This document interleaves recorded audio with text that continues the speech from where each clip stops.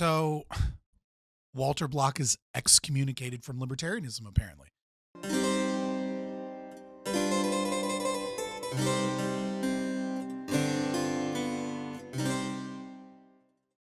Uh, I heard about this yesterday, and I have been busy watching my kid, and doing a bunch of other stuff. But obviously, I had to jump in on this, guys. So if you're not following what's going on, um, I haven't read the article yet. I've heard about the article. I haven't read it fully yet. But apparently, Hans Hermann Hoppe put out an article on Lou Rockwell's website, and it was like hosted, front page, which basically is like full blown support from Lou Rockwell as well. That that Walter Block, he's completely done with Walter Block as a libertarian, or at least that's the consensus I've gotten from Twitter. I have to look at this, obviously. From what I understand, it's due to his writings and understandings of Israel, which is, Hans Hermann Hoppe, is a German telling the Jew about how, he can't be too pro-Israel. It's going to be weird. But no, I mean, it's probably based, I consider myself to be a Hoppian. So even though I have gotten a lot of criticism for being too pro-Israel, or being a both sides are in the debate, because apparently you have to be all from the river to the sea in order to be a freaking libertarian. Nevertheless, I find myself to be a Hoppian in almost everything. Even in immigration, I tend to be a Hoppian, which is where I've sided, obviously, with Hoppe versus Walter Block in the past. But I don't know a ton about Walter Block's like what he's said recently. I know that he wrote an article, or I know that he had wrote an article with some other people that was like super pro-Israel, but I didn't read it. I'm not gonna lie. I think it's like, I think I tried to. I don't remember. Like maybe I did, or maybe I read an excerpt. I don't remember. It's been a while. But he wrote he wrote a book in defense of like the state of Israel, as opposed to the state of the like giving and ceding territory over to Palestinian or the PLO. And like, I don't necessarily disagree with that. Maybe Hoppe has a really good critique of that in here, or like, or is referenced here, or maybe it's just all his recent stuff. I think they talk about it some. Again, like, I've just seen responses on Twitter, and I wanted to go through it now. As soon as my son was, shipped off and I was here alone, I could go through it. So I guess we'll go through it together. But this is wild. It seems very interesting that this Israel-Palestine issue has become so divisive within the liberty movement. Obviously, most of your mainstream libertarians have come out very, very strongly against the state of Israel. And I've, like I said, I've been taken to task for the kind of the half story that so many libertarians tell, where, they love to talk about the Nakba, but no need to talk about like 1917 or, any of the other things that occurred. Everything that was before the Nakba was just a bunch of, communists and socialists. They have no conception of homesteading property rights, and and really getting into the details of the limits and limitations of self-defense, et cetera. But I mean, it's really easy to be against the state of Israel because, one, if you're an anarchist and you're a libertarian, you should be against the state of Israel, as I am. And so the entire concept of choosing the lesser of two evils doesn't apply in any way, shape, or form if there is an available choice of granting freedom or granting private property rights, right? If there's any pathway that, for example, privatizes portions of the West Bank, or restores private property rights. It doesn't matter what fucking entity or state or gang gets control over that. That is the position the libertarian has to support. There is no lesser of two evils when there is the option to support non-aggression, restoration of private property rights, restoration of autonomy, restoration of freedom and liberty that we fight for. And so it's very easy, I think, to latch on to the Palestinian socialist, cultural Marxist kind of narrative that, these Palestinians are these poor people, and they're nothing but oppressed victims by the state of Israel. And it's like, to an extent, that's true. The problem is the nothing. The problem is telling half the story. I've gotten yelled at and screamed at so many times. The fucking Dave Smith came after me for it. It was so stupid. And then of course ignored all the critiques and just went to clout. I have clout, so I'm right. It's dumb. Nevertheless, I deeply, deeply respect Hoppe's opinion. So even if Hoppe goes full blown, I'm such a fanboy. I'm probably going to be like, well, I was wrong. Maybe I don't know. We'll see. We'll see what he has to say. But I've yet to encounter anything that Hoppe said that I've like vehemently disagreed with. It's always sensible. It's always based in a libertarian position.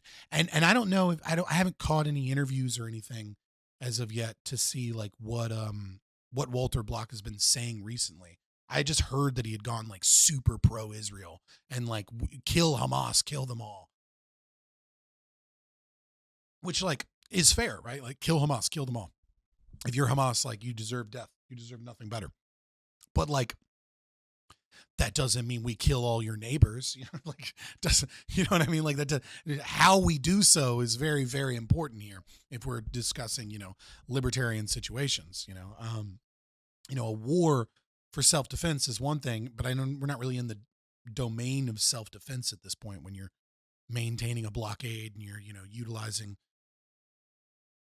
organizations and secret, monies and all of these other things to prop up the very enemy you created to try and stop PLO. I mean, there's, Israel is a horrible country. I just don't know that it's that much more horrible than the United States. And it's certain that any nation state created by Hamas or probably even PLO is likely to be a freaking nightmare. So yeah, I kind of sympathize with Walter Block's old position, right? Which is between the two, a new nation state of Palestinians and, and Israel, who's likely to protect rights, who's likely to, or I guess get closer to protecting rights, who's likely to, take them away. And, well, both are. And so again, that's where the lesser of two evils isn't really a choice because evil is evil, right? So if you have any position that gets closer to, anarchism, gets closer to liberty, gets closer to reestablishing private property rights, that's what you choose. But if you have to choose between giving a portion of land to the PLO or letting it maintain itself under Israel, I don't know that it's a clear-cut choice that like we just give it to the PLO, right? Like Israel's horrible. The PLO time and time again have been worse. And to act like they're not is crazy to me. But I mean, it's what has happened to a lot of libertarians. This has become an incredibly divisive issue. And then, of course, you have the libertarians that aren't libertarians that kind of pipeline into the alt-right, or become like post-libs because they pretended to read Hoppe's Democracy, the God That Failed, and you see them like posting like I'm just asking questions about the Jews that may or may not run everything. They're just questions. The knows. Okay, so I just lost 20 minutes of recording from my screen going blank. I am now playing a YouTube video in the background, just like Josh Strife-Hayes, muted. But it is going to be a little bit wonky because I started my reaction and I got into a fairly substantive and deep conversation about this. And so now I'm going to reread it and give a short reaction because I can't recreate the magic that just was. But we'll get into it because we got plenty to go and I had only gotten a couple paragraphs in. So in summation of the end of my intro,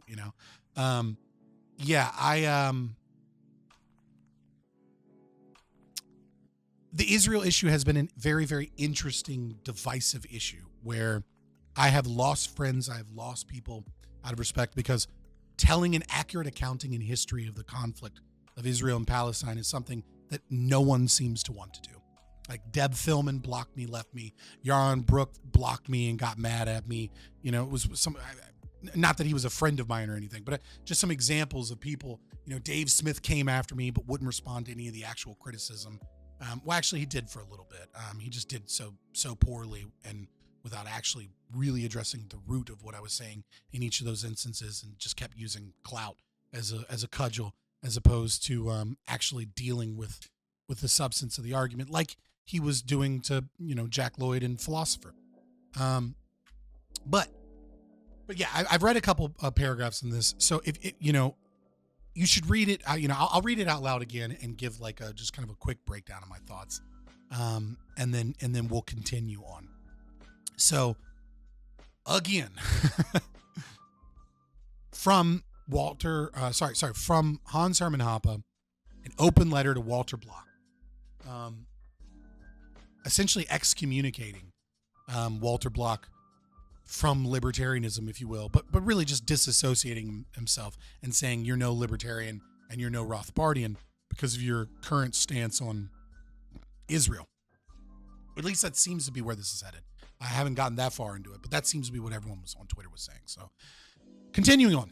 Breaking up with a person you've known for more than 30 years, with whom you have participated in countless conferences and co-authored a couple of articles, even if only in the somewhat distant past, is nothing done lightly.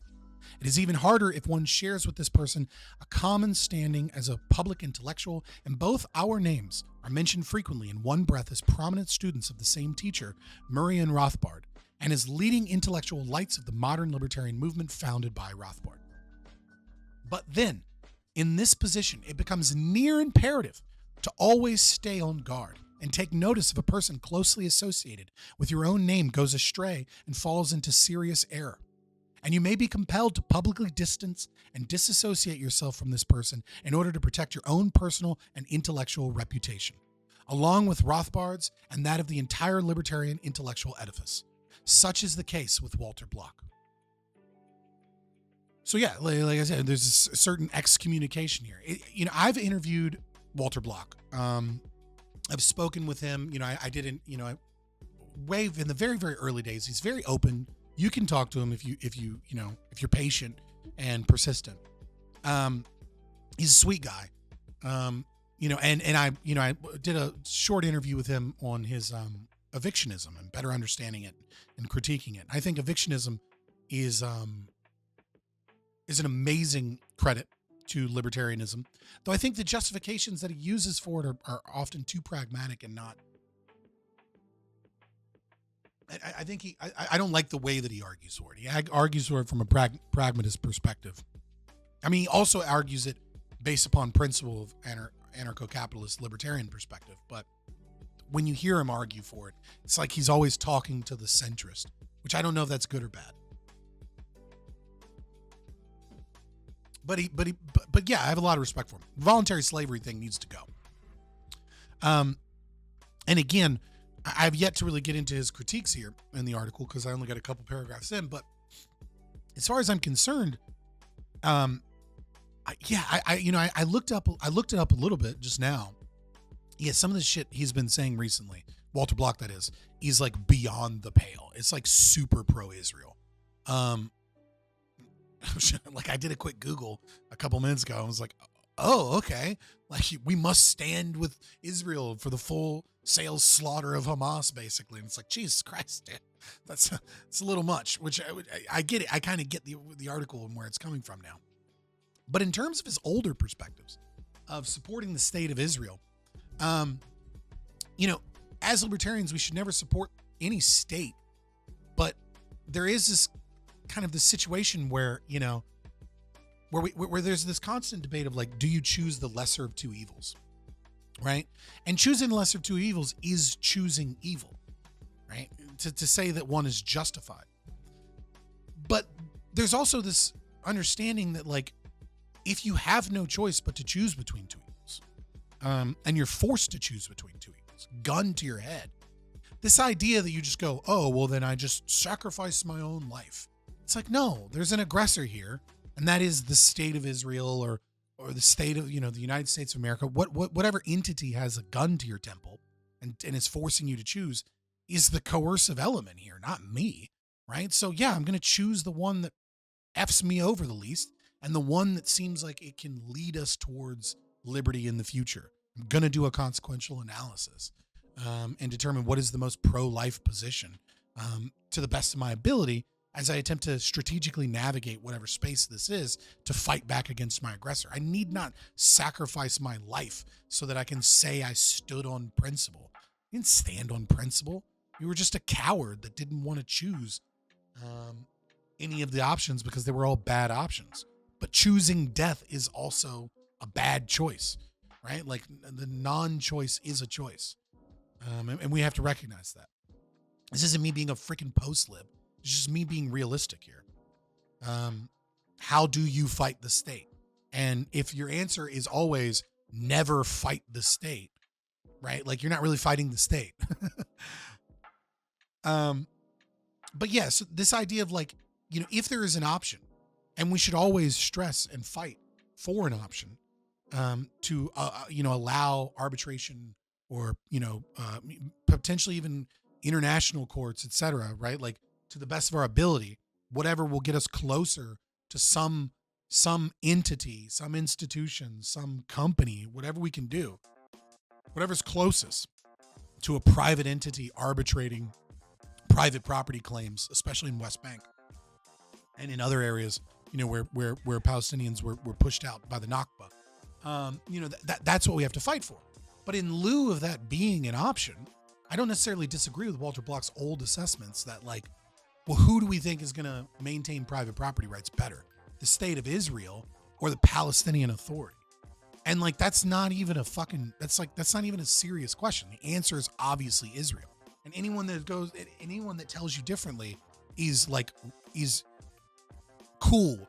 You've been looking at a lot of internet memes where the Jews control everything. I don't know where you would even get the notion that the Palestinian Authority, which is like full-blown, PLO, full-blown communist that, started civil wars in Lebanon and, tried to assassinate people in, the monarchy in Jordan. They're constantly engaged in terrorism or funding of terrorism, right? Like these people are not better than Israel at establishing private property. Obviously Israel is better, but Israel is still an unjustified nation state that steals from people, slaughters people, violates human rights regularly, as does any nation state. And I think it's a lot easier to find evidence from Israel's perspective. So, yeah, so moving on, like I do sympathize with Walter Block's old kind of assessments, and I'm interested to see if he actually does account for that. Moving into this, Block, to his credit, has published countless articles that pass muster by libertarian standards, and there are likely many more to come. He's effusively praised Rothbard over and over again, and he likes to refer to himself as the sweet and kind Walter. I talked about this earlier, but it was, I didn't know I wasn't recording because I had accidentally let my screen go gray.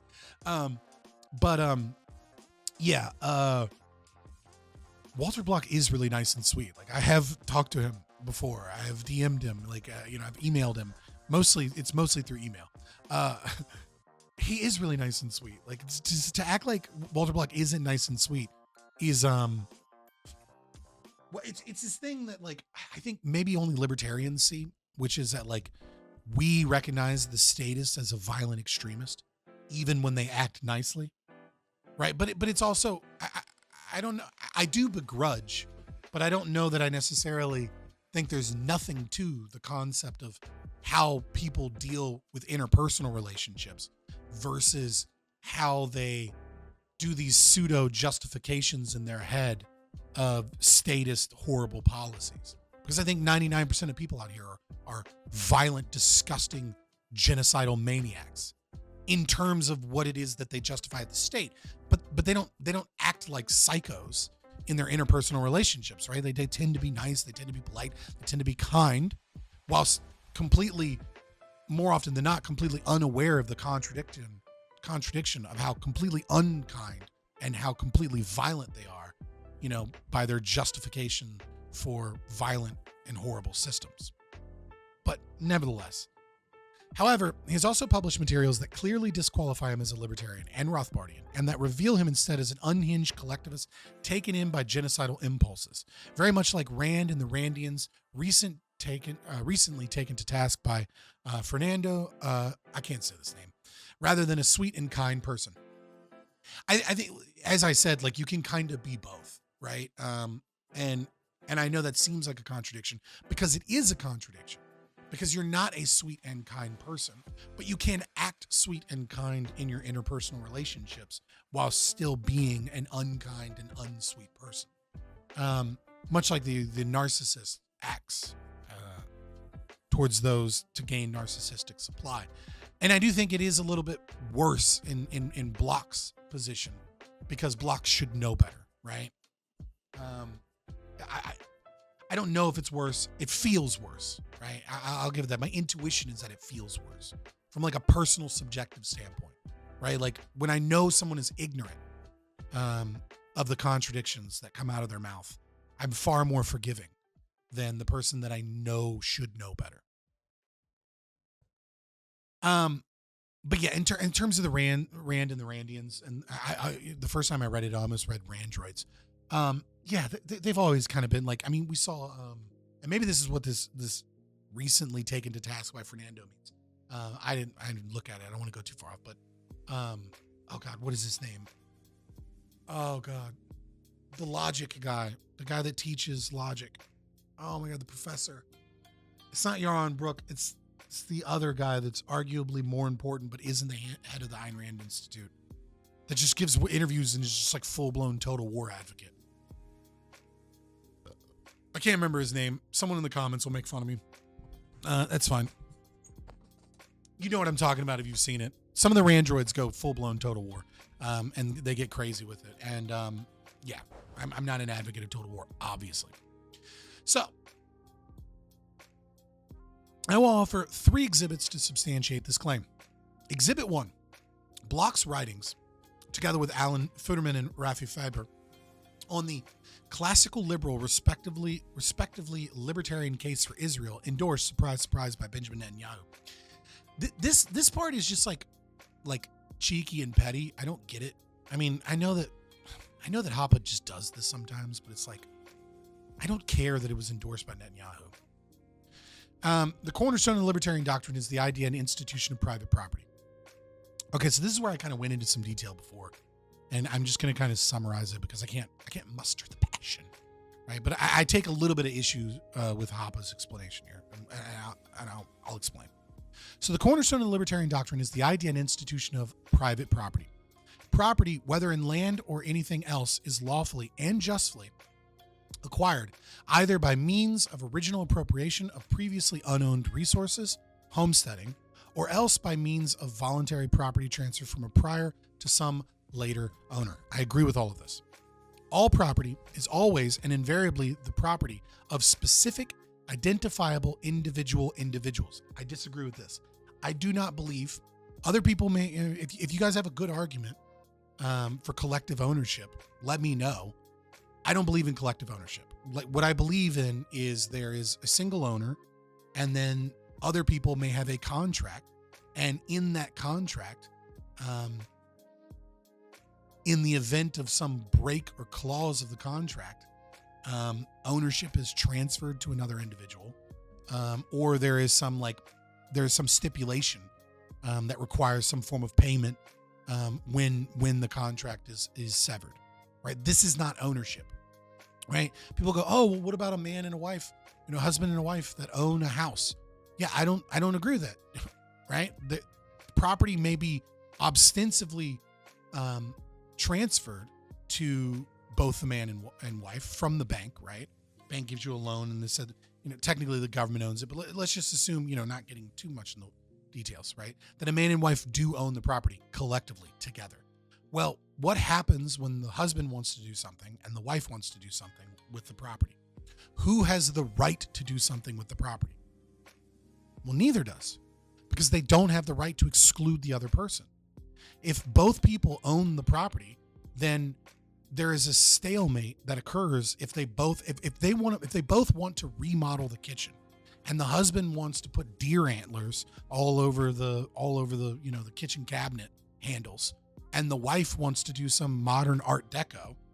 They have to come. One of them has to give up. One of them has to cede one of them has to win. And the presumption is that a husband and a wife are capable of having these conversations without, going into a divorce or going into physical fights, etc. right? That they're mature enough to eventually figure out what's going to go on. But like the husband and the wife can't just both hire contractors to do exactly what they want to do. Like at a certain point, right? Like one of them has to win and the other one has to cede. And so this isn't collective ownership because this means that neither of them have exclusive control. Together as a family unit, they make the decisions, but there is no final arbiter. And so this is a contradiction as far as I'm concerned. The only acceptable explanation here that I'll accept is that like Hoppe is talking about common property, which is like a group of people have homesteaded it for like a communal purpose, right? And that someone else is capable of privatizing it at another portion, at another level of property. And then they must kind of like maintain the common property utilization that other people had collectively done. I can buy that argument, and that's a little bit more in the nitty gritty portions. But I mean, he has written about common property in the rationalization for the total privatization of property, I believe is what it's called. So I mean, like, if that's what he means, then like, yeah, sure. But like, I'm not necessarily sure that that's what he means. And therefore I don't know that I necessarily agree with it. Moving on. And all property transfers and exchanges take place between specified individuals and concern specified identifiable objects. Yes.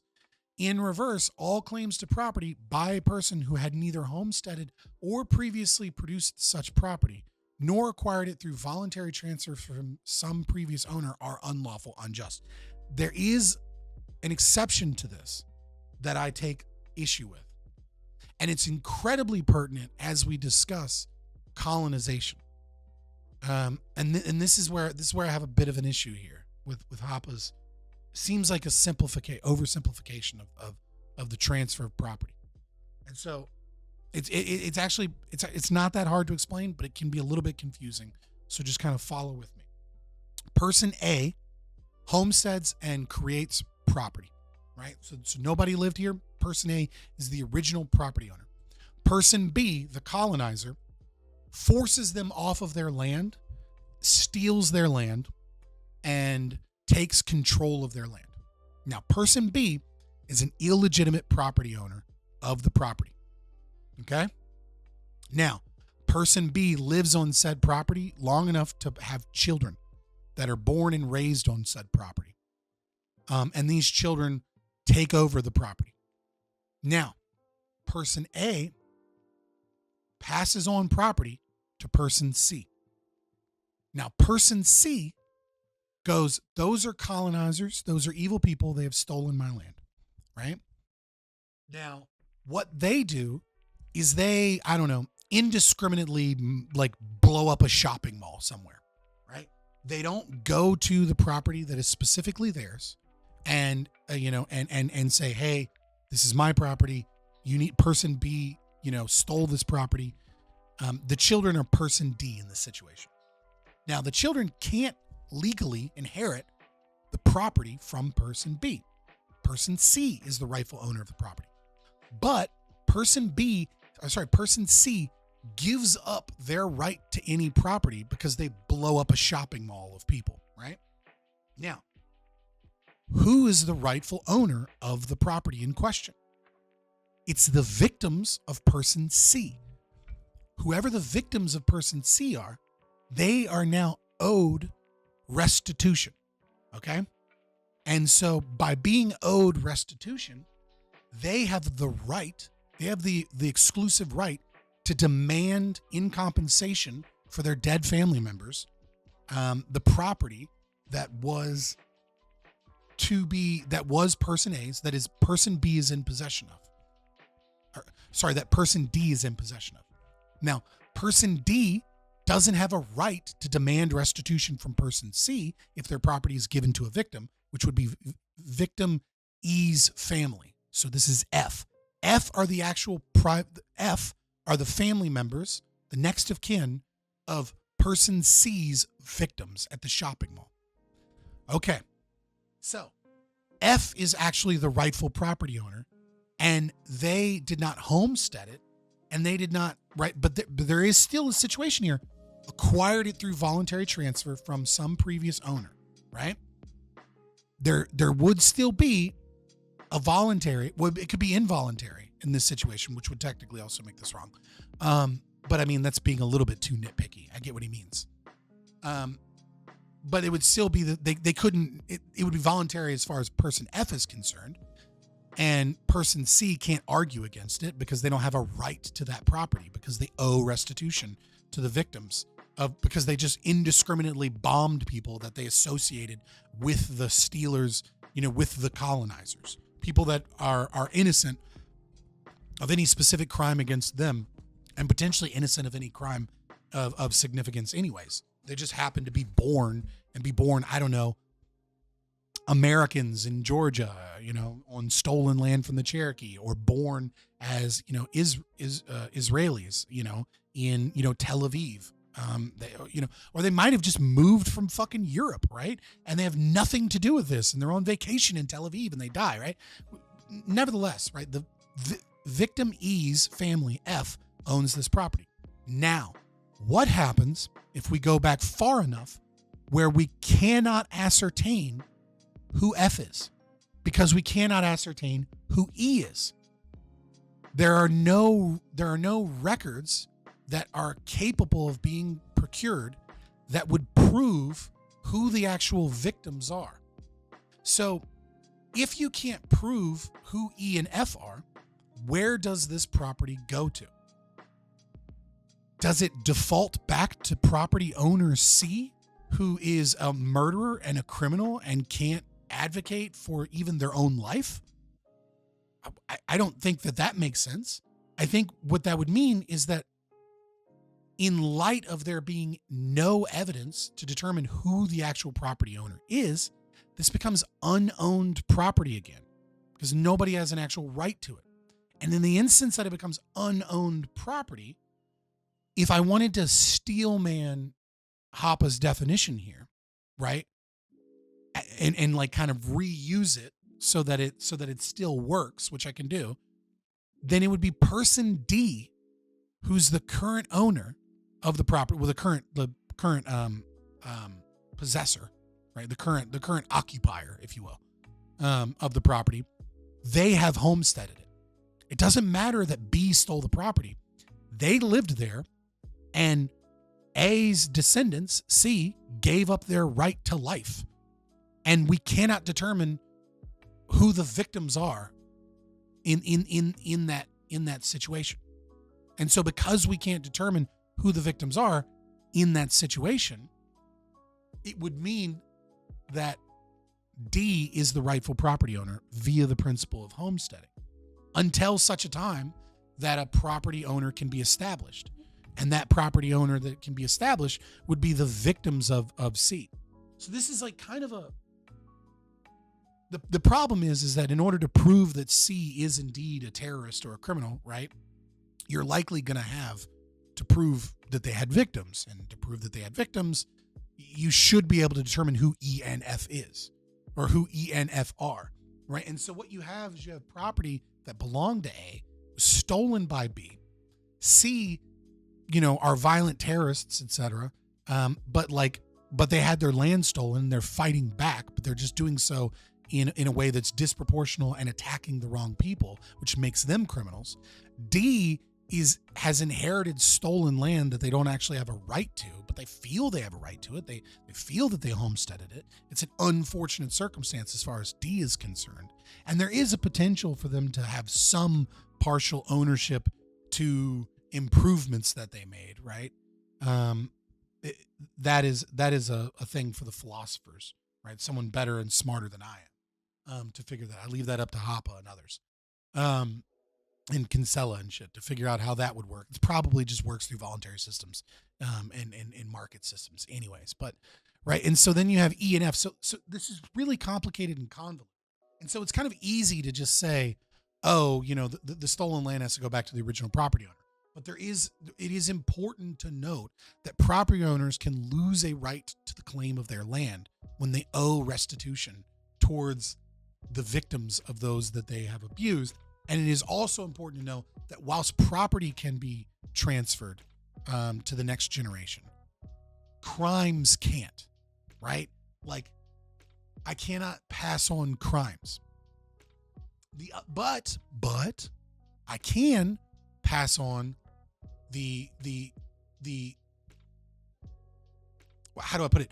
I can pass on the property. Sorry, I can't pass on property that is owed for my crimes, I guess is the right way to say it, right?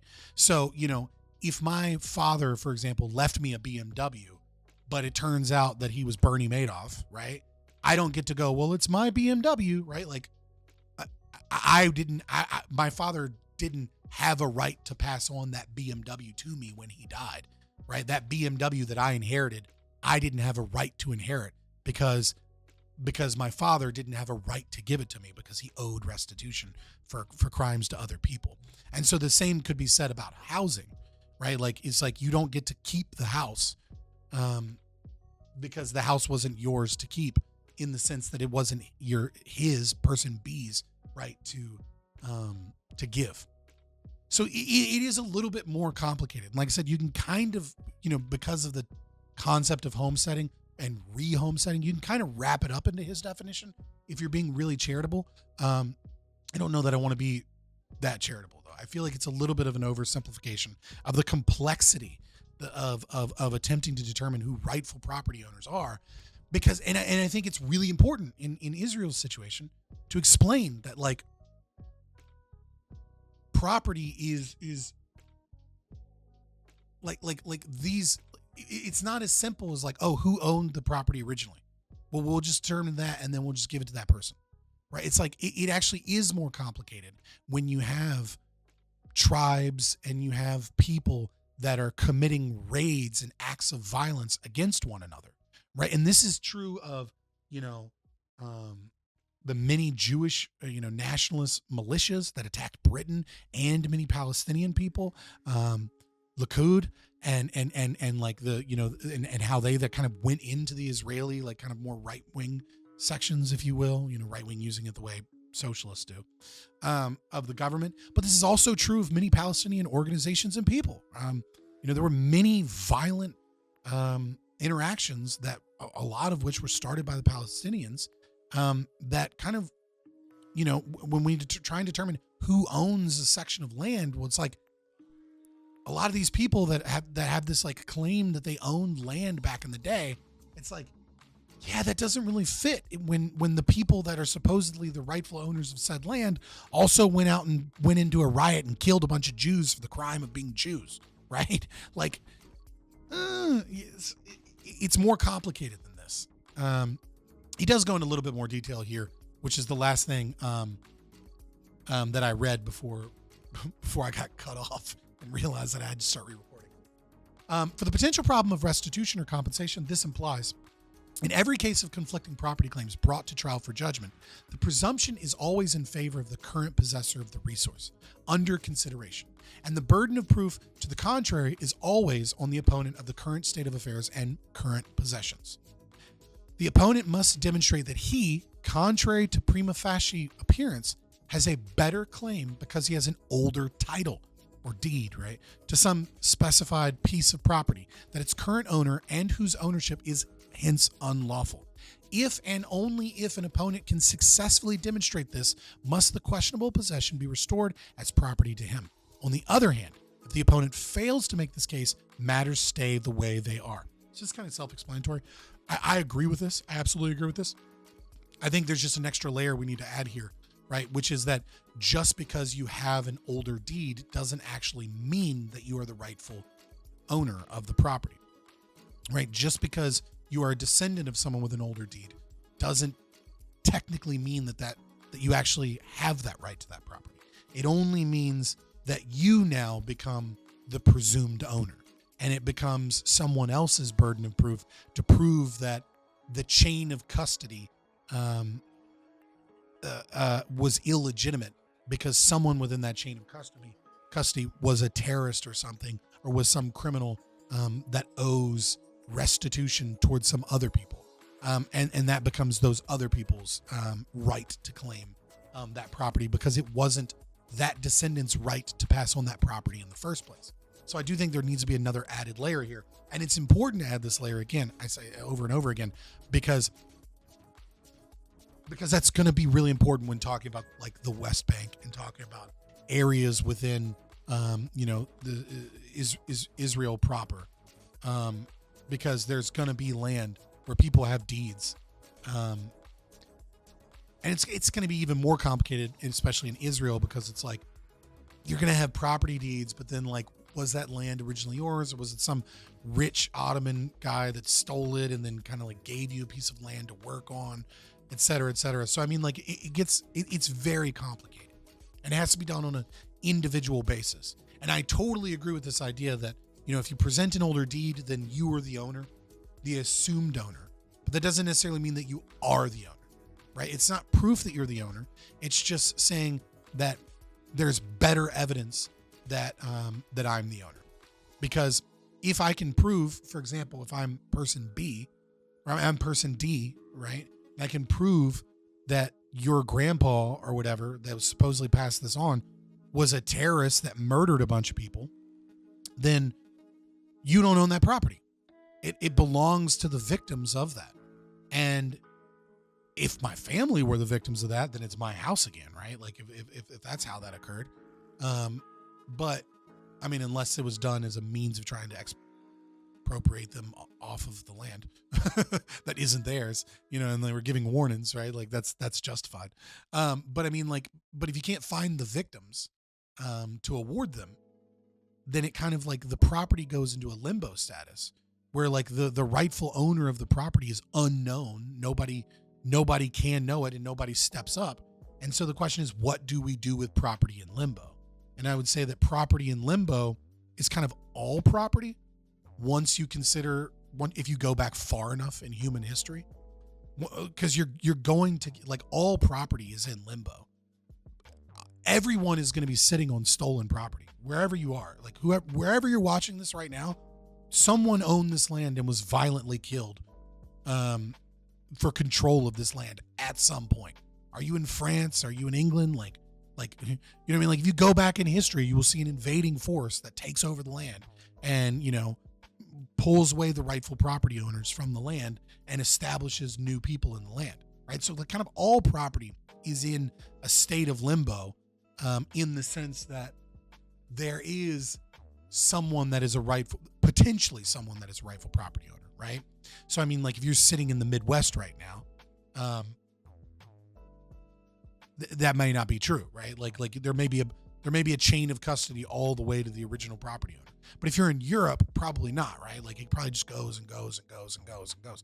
Like if you're in Greece or something, right? Like if you're in a place that has like thousands of years of history of like wars and changing, dude, it happened again. All right, I should have fixed it. Scary. I don't want to lose the recording again. Well, it doesn't lose the recording. It just stops recording. Anyways. So yeah, so I would just say that like it's really, really freaking complicated. And in many cases, a lot of property, there is going to be an understanding that a view of history is going to show that there may have been legitimate property owners for a very, very long time.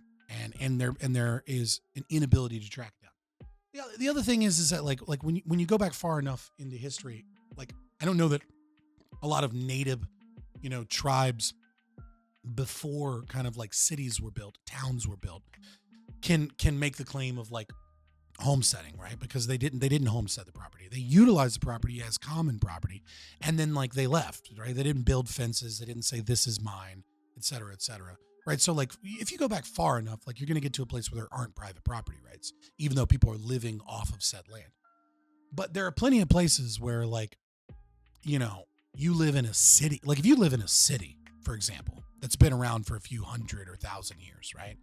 That city has changed empires multiple times, right? Like if you live in like, I don't know, Cairo, who are the original property owners of property in Cairo?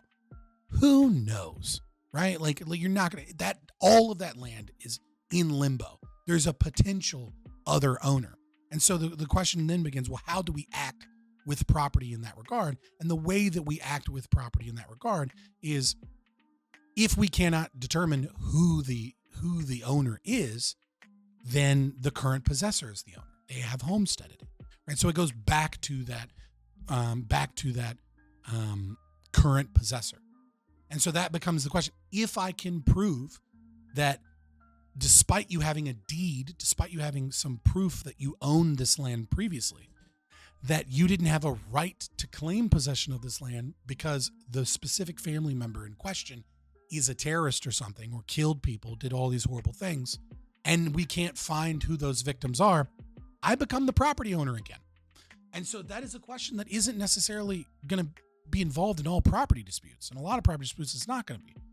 But in Israel's case, and in certain colonization, colonized places that were colonized in the last, 150 years, this is something that we have to kind of understand and consider, right? So, I mean, you could apply the same logic, for example, in South Africa, right? Like, there are property deeds of Boers that bought land. And then there is the Zulu nation that came in and invaded and killed all the rightful property owners. And there is this, all of this, expropriation argument and argument that the white Boers are a problem, that are colonizers that stole land.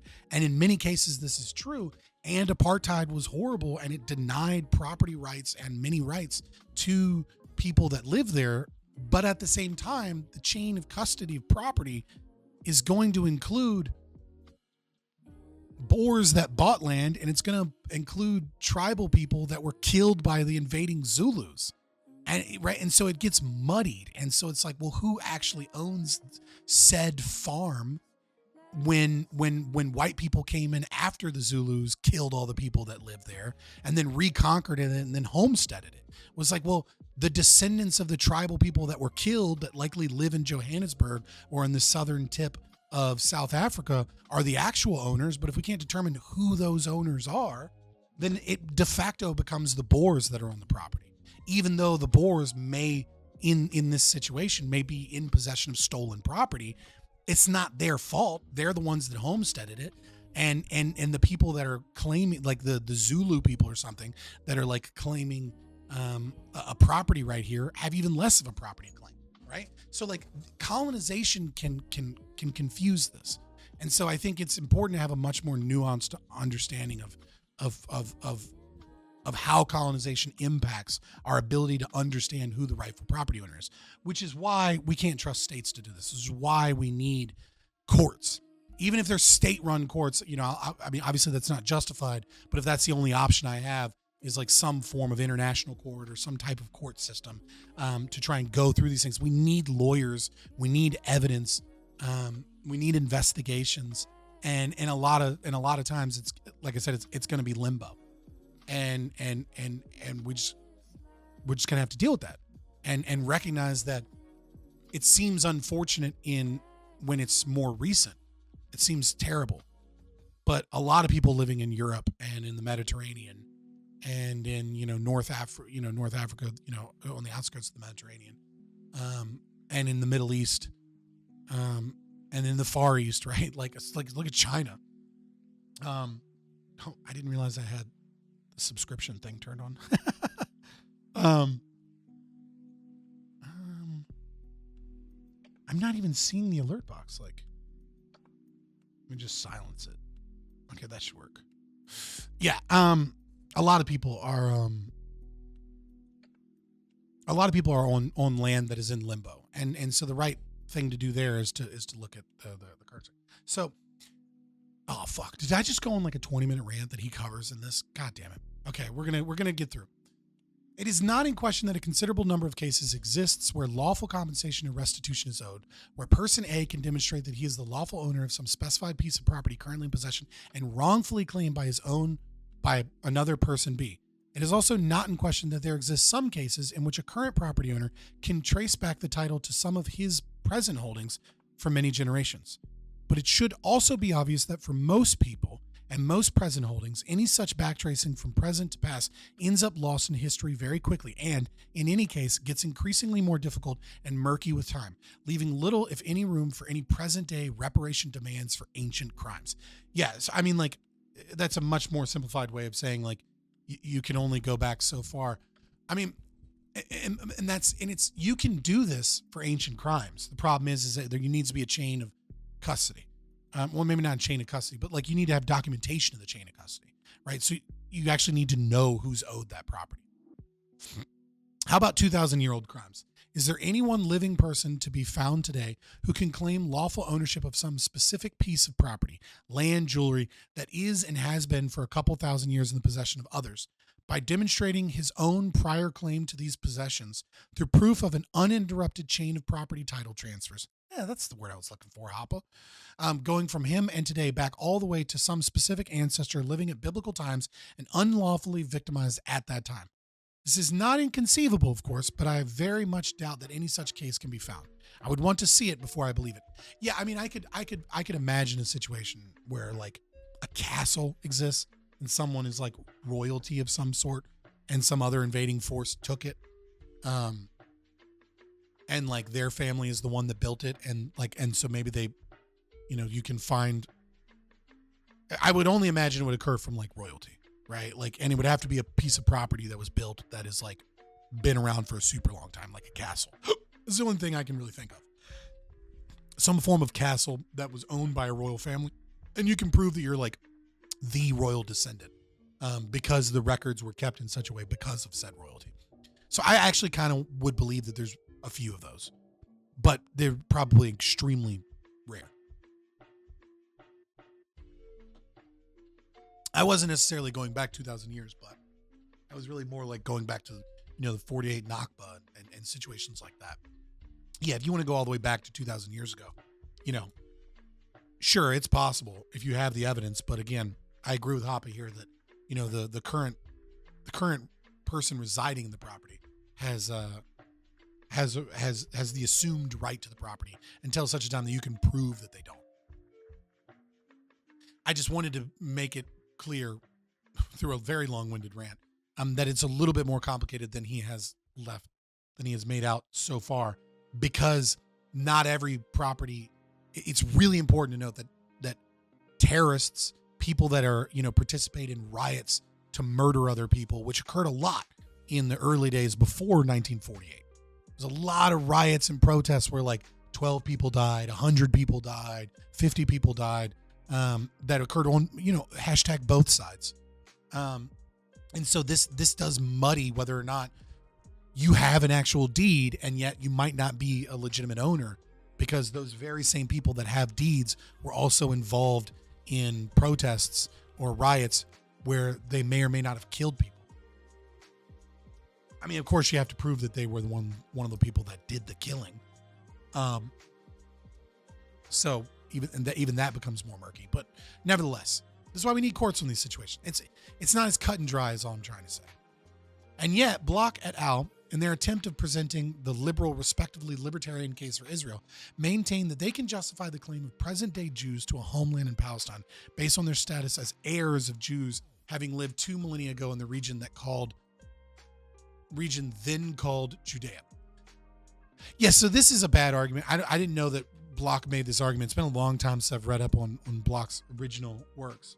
I don't remember him making this argument, but I don't consider... I trust that whatever Hoppe says is not a lie. Yeah, I mean, you can't demographically or ethnically claim a right to a land, right? But, and so this might be where we get into splitting hairs. The problem with this is it is a defense when other people claim to do so. Right? When people say, well, we're Palestinians and you're Jews, and we've been here, this is our land, you don't have any right to this land because our ethnic group lives here and this is our ethnic homeland. Right? It is then perfectly appropriate to say, if you want to use that argumentation, which is unjustified, as a means of establishing property claim here. The Jews have a better argument. And the reason the Jews have a better argument is because we can trace that they were expunged, that the Roman Empire expunged them, and that this land was called Judea, and then the Romans renamed it, to offend the Jews. That there was a population of 2 million, that then was until the Jews came back was a 10% of that, and that the Jews then came back and homesteaded land, et cetera, et cetera. But if you want to make an ethnic claim to land, the Jews have just as strong of an ethnic claim to land. And when you look at the original owners of the land and you look at their DNA, et cetera, what you'll find is Christians in Lebanon are the closest ethnically to Palestine, to the individuals that were living, the ancient Jews in terms of their genetics and genetic drift and et cetera, which, doesn't actually matter, because if you mix with outside forces, right, you're going to get more genetic diversity than if you if you mix with another invading group that just happens to be nearby, et cetera, right? But so none of these are good arguments, and I agree with Hoppe that this is a bad argument. But if the argument is made as hey, your claim is BS, and if you want to use that claim, our claim's better, then I kind of agree with the Jews on that, right? Their claim is better than the Palestinians in many respects. In some respects, I should say. But it's a bad way of it doesn't establish property rights. It's anti-libertarian. It's anarcho-capitalist. But that doesn't necessarily mean that it isn't a good retort to other people making that claim to go, hey, I'm not playing that game, but if that's how you want to play it, bitch, our claim is better. And here's why, right? Because it's not like there was ever a Palestinian king. There was never a Palestinian government until 94 or whatever, right? There's never 1994, right? Right. So there is no claim to this was the land for Palestinians. No, this was the land for the Jews, and then the Jews were forcibly removed, and then some people remained in parts of the land in much, much, much less population density. And then invaders came in, and you're more genetically close to those fucking invaders than you are to the original descendants of this land, which is to say your peoples are more the invaders of land that wasn't theirs than ours are. Again, it's not a libertarian argument. It's not a good argument, but it is, if you were using their argument against them, better argument. So I guess I'd have to reread the context here to see what it was, but I'll trust that Hoppe is not a liar, because I don't think that he is or ever has been, right? And assume that they didn't make the argument appropriately like they should, as I'm making said argument. Not surprisingly, however, except for the single and in itself highly questionable case of the Kohanim, Jews of priestly descent, and their specific connection to the Temple Mount, they do not provide a shred of evidence how in the world any one specific present-day Jew, through a time span of more than 2,000 years, can be connected to any one specific ancient Jew and be established as legitimate heir of some specific piece of property stolen or otherwise taken from him 2,000 years ago. I'll agree with this. It's just what is the context of the argument, right? This isn't an internal critique, right? And that's, Hoppe is not doing an internal critique. What he's doing is he's taking an argument and he's applying the libertarian ethics to it, which is totally fair, especially if Walter Block claims to be a libertarian and is making these arguments in that context. But it's not an internal critique of the type of argument that I believe to be wrong if it is a refutation of the other sides or the Palestinian argument. But yeah, he's right. It's not libertarian, and you're right. With very rare exceptions, nobody has found a European Jew that they're actually my great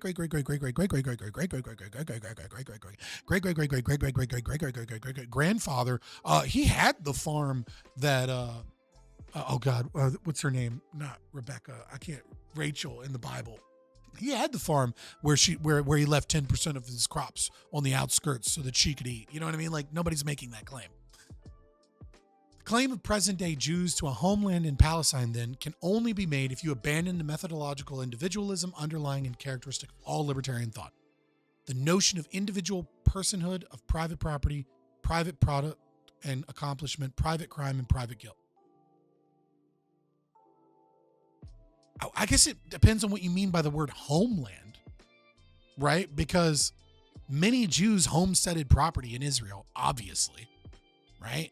That was potentially stolen by Ottoman hands, but it was unused property of which there was no means of determining who the original property owner is. I mean, a good chunk of them were like socialists and like labor unions and like, was it like the Kitzbahs or whatever? Like these like fucking communist communes and whatnot. I mean, so like, I don't know that is appropriately so, but there was also plenty of Zionists that came and homesteaded property. So I guess it just depends on what you mean by homeland, right? Like if they establish said area for the Jews to go to, and they have a religious belief that, I mean, like the religious God belief, obviously that argument would be abandoning the methodological individualism. But if the claim to the, it depends. What do you mean by homeland? I don't know. Yeah, I don't know that I buy this argument per se. I agree, but I don't know that I fully agree.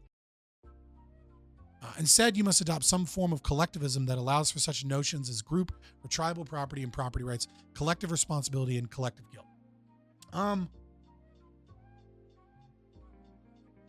Again, it depends on what you mean by homeland, right? Because many people did homestead property in that area.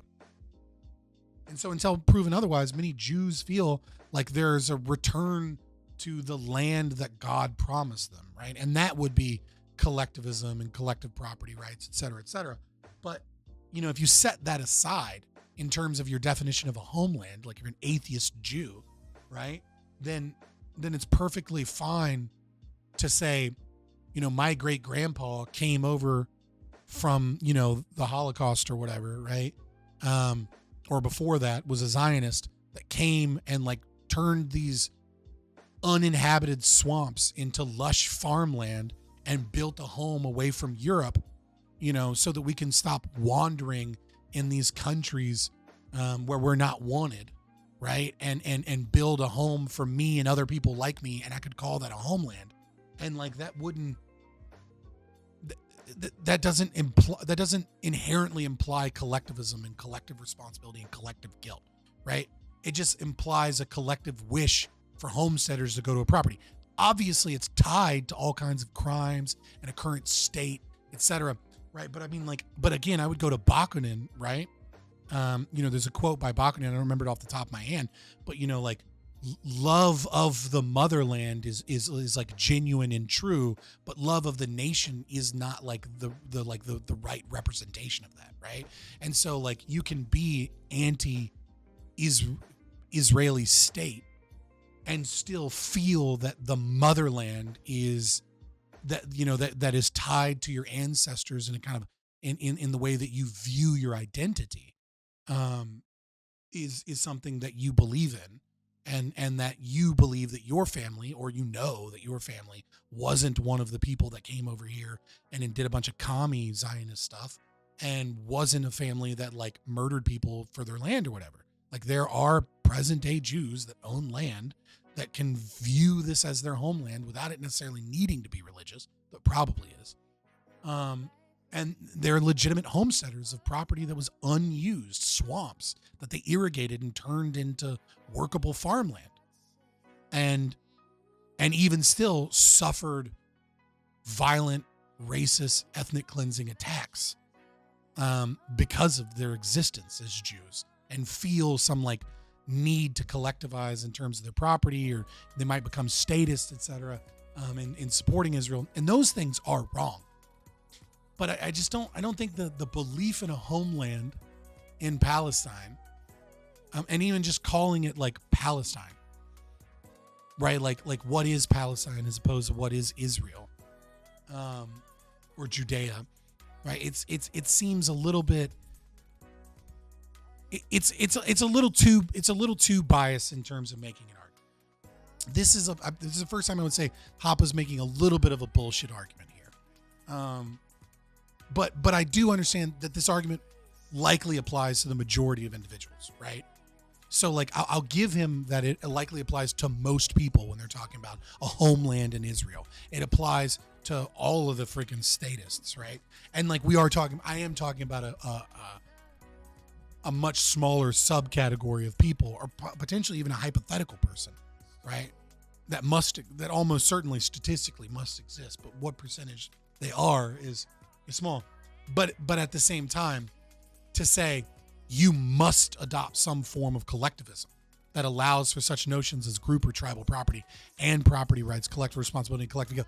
The idea that you must do so to believe that you have a claim to a homeland in Palestine is just, it's patently wrong. It just is. But again, because like I just need to find one example that isn't, and I've just provided an example that isn't. And so, yeah. And so I take issue with Hoppe's a little too strong here. And it's a little bit weird too. Again, like it comes off a little bit strange to me when he's just like, to a homeland in Palestine. Nobody's making the claim of a homeland in Palestine. They're making a claim in Israel, right? Like, but it's like, no. We're going to call it Palestine, right? It seems a little heavy-handed. This turn from an individualistic to a collectivistic perspective is on clear display in Bloch's summary conclusion. All right, let's read this because he's probably right. It's probably, it's like, just because I can make an argument that isn't collectivist doesn't mean that's not the one that Walter Bloch is making.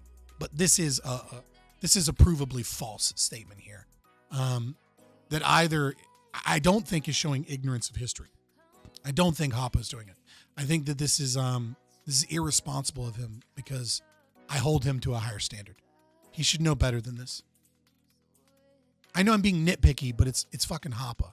So I'm going to be nitpicky because, I don't know, because I can, because he's one of the greatest thinkers in libertarianism, period.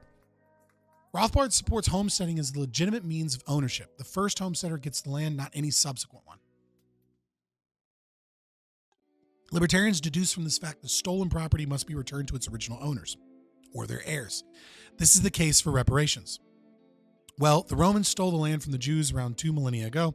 The Jews never gave this land to the Arabs or anyone else. Thus, according to the libertarian theory, it should be returned to the Jews. Yeah, this is... I gave shit to Hoppe for being overly simplistic when he probably wasn't. That was just me being a super nerdy about it. This is just patently wrong. And Hoppe has every right to say that this is stupid, right? Because it is the current owner that has the assumed right of the property, and then we need to prove that the land was stolen.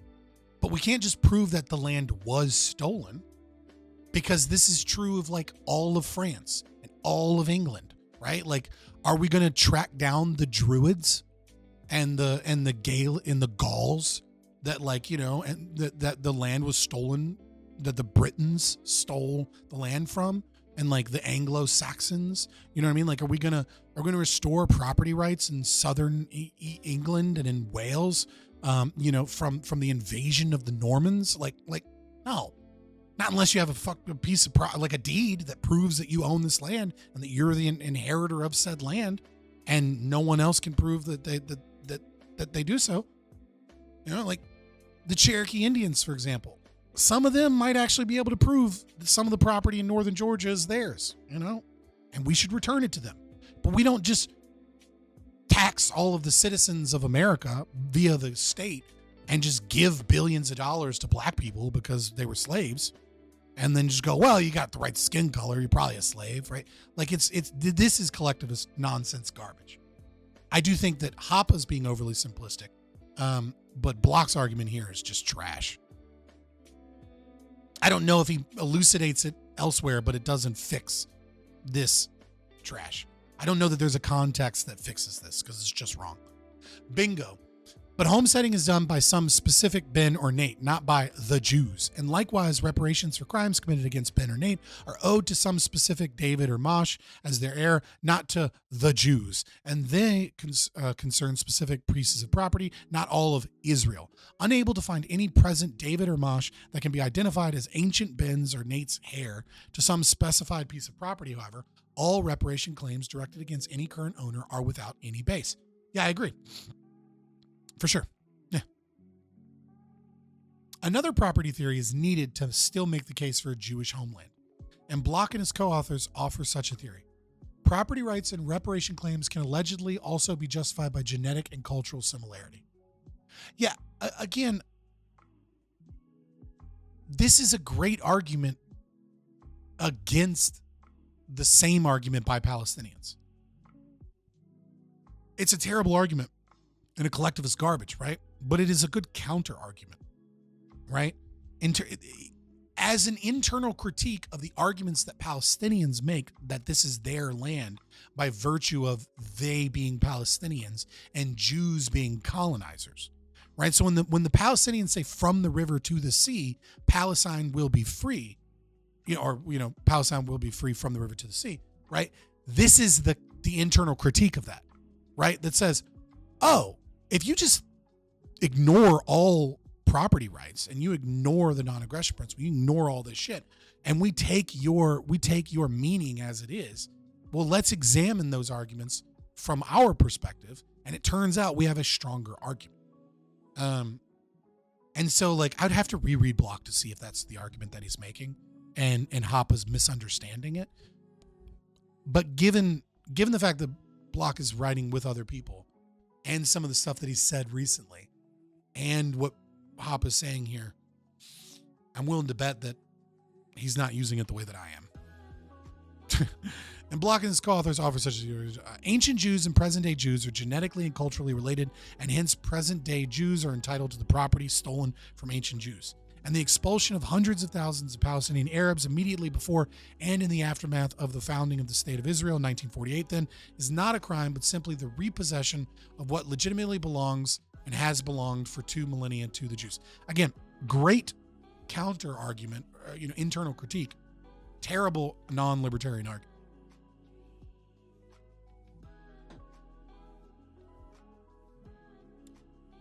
Yet this theory is not only obviously incompatible with libertarianism, it is also plain absurd. Yeah, I don't understand why Hoppe's being. It seems like Hoppe's. I don't know. I mean, the goal is to say why I'm disassociating with Walter Block, and so I understand that he doesn't need to be charitable to Walter Block. But I mean, it seems a little bit. I don't know. I have to reread the context of which he makes these arguments, because, like I said, if he's making these arguments as an internal critique, then, like, Hoppe, fuck you and fuck off.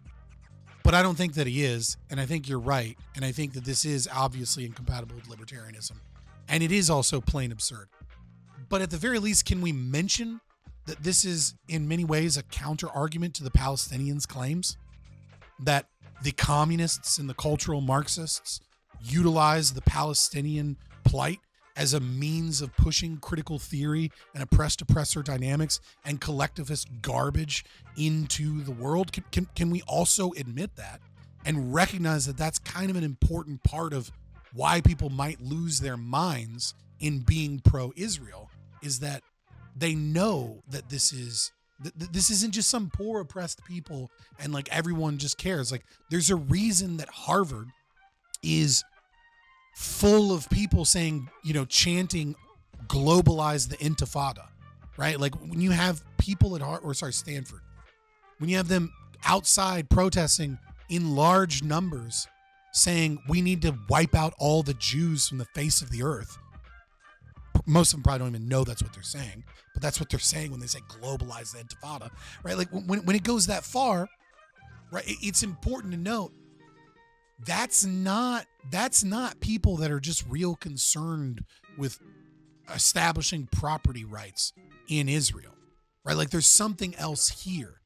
And so if you're going to do this to excommunicate somebody from libertarianism and disassociate with them, I understand that goal. And yet, I think it's important that we acknowledge that other thing, that elephant in the room, that like just because Israel are the bad guys doesn't make Palestine and the organizations and groups that support and parrot the cries of the Palestinians the good guys.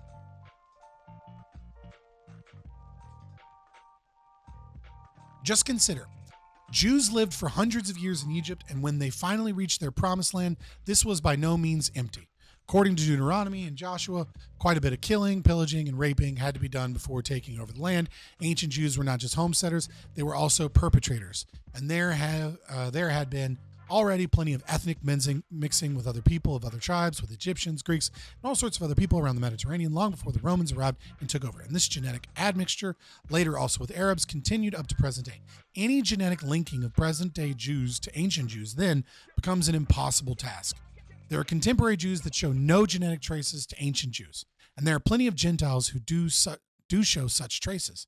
And in any case, the genetic similarities to be found between the ancient and the present Jews will be one of countless variations and degrees. How to decide then who the contemporaries is, titled to what part or portion of the Holy Land? Interestingly, it appears that the closest genetic similarity to ancient Jews could be found amongst indigenous Christian Palestinians. Christian Lebanese, but yeah, Lebanon's like right there. So yeah, I mean, fair enough. And then like the second one I think is like it's like the Bedouin, right? Like people that like you wouldn't even think of, like that's the second one, right? And then it's like Sephardic, like Middle Eastern Jews. And then it's the Palestinian Muslims, and then it's European and like Ashkenazi Jewish groups and stuff like, but yeah, I mean, like the genetic argument it's not a good argument, right? Like I totally understand it's a bullshit argument, but the problem is the argument is an important argument when it's an internal critique meant to argue against the opponents that are making Marxists, that are making these exact arguments, right? So, I mean, it's weird to be like, this is a bad argument without at the very least saying this is the mirrored argument of the commies that are supporting Palestine, of the commies that are doing everything they can to have an eradication of the state of Israel, not because they want to establish property rights, not because they want to, create a freer nation, or they feel they're owed some, restitution that will allow them to build this prosperous land. It's because they're a bunch of evil commies, and evil commies and Muslims that hate Jews for those reasons as well. It's like it's a coalition of a bunch of hateful, evil collectivists that want to get rid of other evil collectivists. And so I understand why he's focusing on Israel, because he's focusing on Walter Block. And so I don't necessarily say like, how dare you not mention it? But I do say, maybe you should, you know what I mean? Like maybe it should be mentioned. Maybe it should be mentioned that this is a mirror to the commies on the left that we shouldn't trust. That this is a mirror to other groups that are influencing, the discussion around relations between Palestinian Authority, PLO, Hamas, activist organizations and Israel and the UN, et cetera, right? That there's a player here that is also evil that we need to be wary of. I don't know. Moreover, what if this fanciful new theory of property acquisition and inheritance via genetic similarity were generalized to all tribes and ethnicities? There are countless cases of expropriations and expulsions of one group or tribe by another in human history, of victims and perpetrators involving non-Jews as well as latter-day Jews.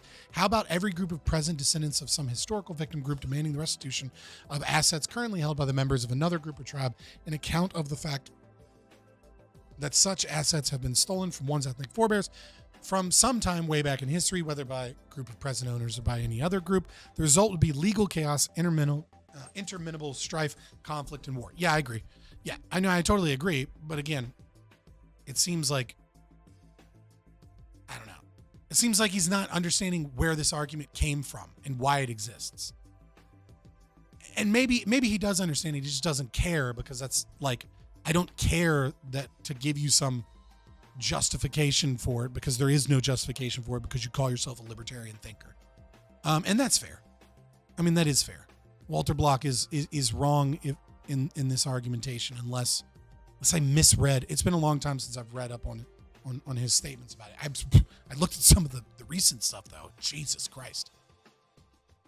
If this collectivist nonsense is not enough to disqualify Block as a libertarian, the following exhibit demonstrating its monstrous consequences should remove even the slightest remaining doubt that he is anything but a libertarian, a Rothbardian, or a sweet and nice person.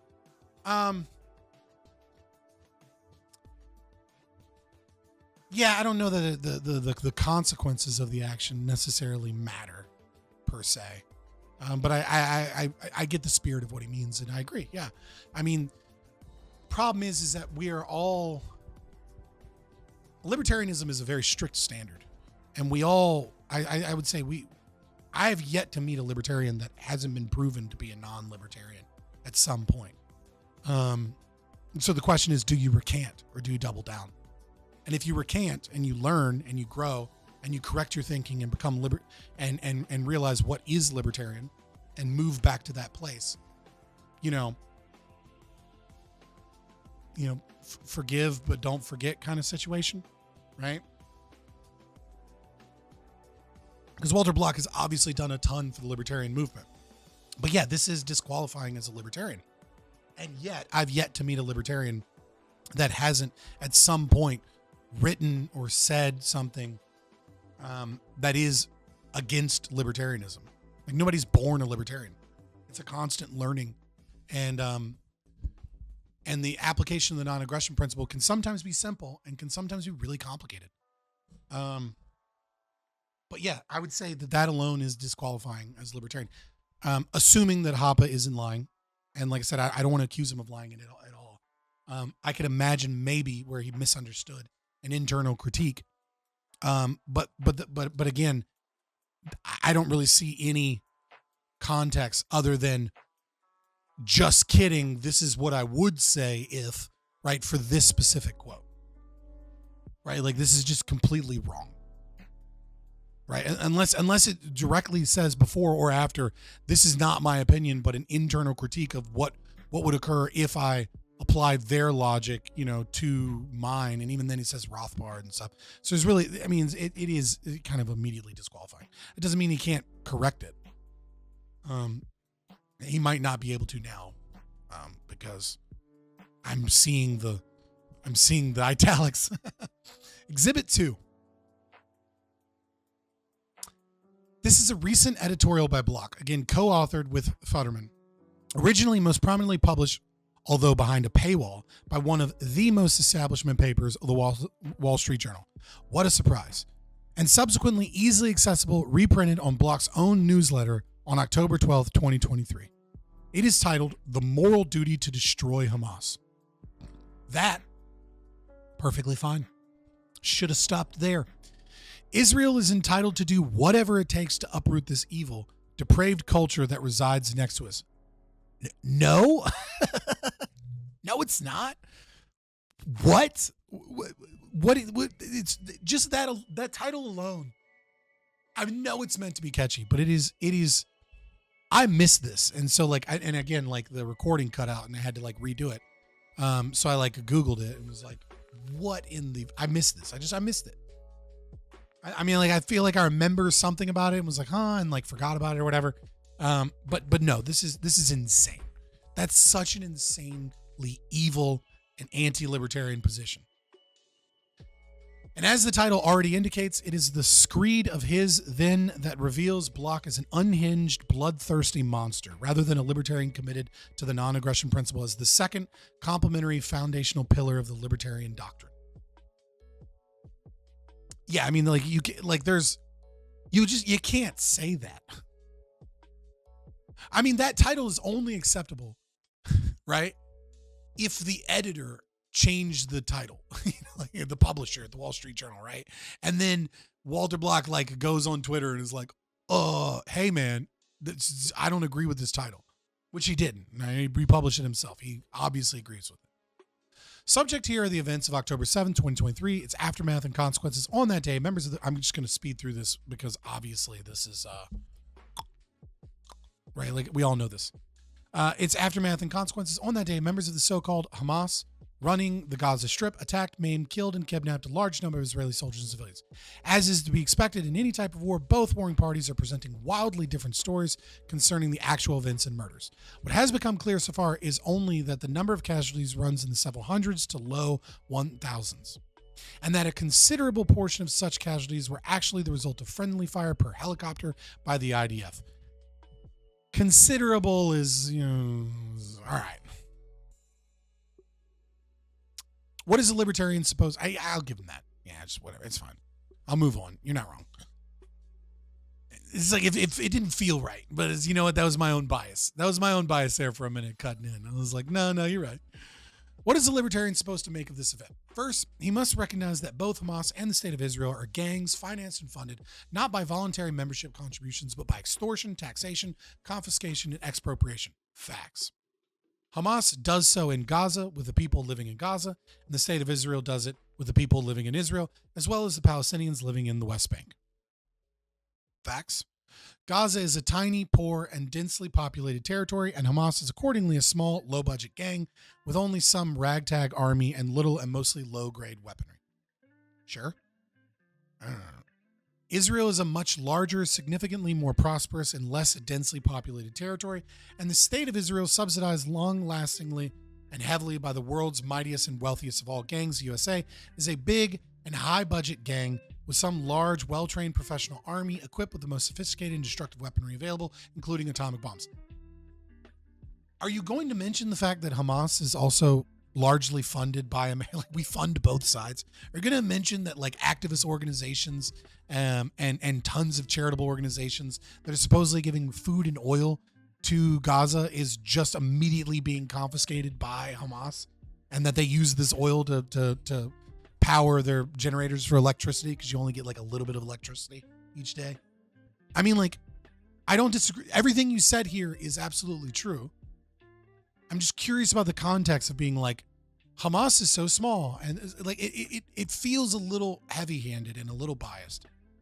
But yes, they're both evil gangs, and Israel absolutely is far more powerful with much better funding.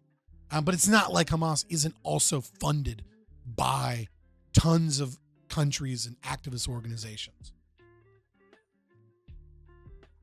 The older one of these two fighting gangs is the State of Israel, itself established only recently in 1948 by mostly European Jews of Zionist persuasion and by means of intimidation, terrorism, war, and conquest directed against the then present and for many centuries before mostly Arab residents of the region of Palestine. I mean, yes, sure. I mean, the problem here, like, I agree with this mostly. I'm like 99% agree with this. The problem I have with this is like, not that it matters from a libertarian perspective, right? But like the section of Palestine, not that isn't Israel proper, but is controlled by Israel, is in many ways like a unique situation historically. Right? Like it is an oppressive regime that controls these people, both their own authority figures, especially Gaza and Hamas, right? And there's blockading groups and not allowing them to thrive, and is like, engages in police action that would be like, front page news any day if it happened in America, but happens all the time in Israel. Like, all of those things are true. But of course, it's a unique situation where the Palestinians have been offered governance, self-governance over and over and over and over again. And they just reject it over and over and over again, usually based upon the presumption that unless the deal is either much, much, much better, or the deal is the eradication of the State of Israel and all Jews leaving, then they refuse to stop it. So like they place themselves in war with them as well. Like it's like, it seems like Hoppe is doing like much, unfortunately, like many libertarians do, which is saying absolutely true statements of the evils of Israel. And they're saying, well, it doesn't matter the context that Palestine is also evil. And it's like, well, actually, yeah, it kind of does. right? It kind of is important that PLO and Hamas are evil, and like it kind of is important when you mention the funding of Israel that you also mention that this problem is also funded by activist organizations and Western, liberal democracies. These other things are important context, and it's like, why are you adding the context of one but not the context of the other? Because we don't necessarily need to talk about Israel's funding, right? But it's like, why are we talking about Israel's funding and bringing it up as like, but don't forget Israel's funded. And it's like, but so is Hamas to a lesser degree, right? And so it is more important that Israel's funded here in terms of situations, in terms of power imbalance. But it's like, this to me feels philosophically like socialist rhetoric, right? This feels like socialist rhetoric when we are talking about the power dynamics of like the players involved in terms of it feels like the rhetoric that is used to establish one group of people as a mostly oppressed people. And to then obviously Hoppe wouldn't do the second part of this argumentation, right? But the second part of this argumentation is what creates the concept that like all Israelis are colonizers, all Israelis are combatants, right? Like because of the colonization of people, right? Like it slips dangerously close into that if we don't have a well-rounded approach to this. And yet, yeah, fuck Israel. And anything we can do to maintain, to get some restitution in terms of the reestablishment of property rights, and hopefully the Palestinian Authority or someone will hopefully they'll create anarchist communities and private property will be allowed to come in. But like, we all know that's not going to happen. Knock on wood, but we all know that's not what's going to occur, right? Like the best we can hope for is that, but what will likely be the outcome is some two-state solution or something. And so if that is forced upon us, at that point, it's like I put my energy and my focus into some form of court system towards reinstituting private property rights in terms of giving people their land back. And the other problem with that too is like Israel knows that like in Israel proper, that like they're going to be like 55% Jewish. And if they give everybody their property back from the Nakba, that has like any claim to that property, they're going to end up being like close to a majority Muslim, if not a majority Muslim.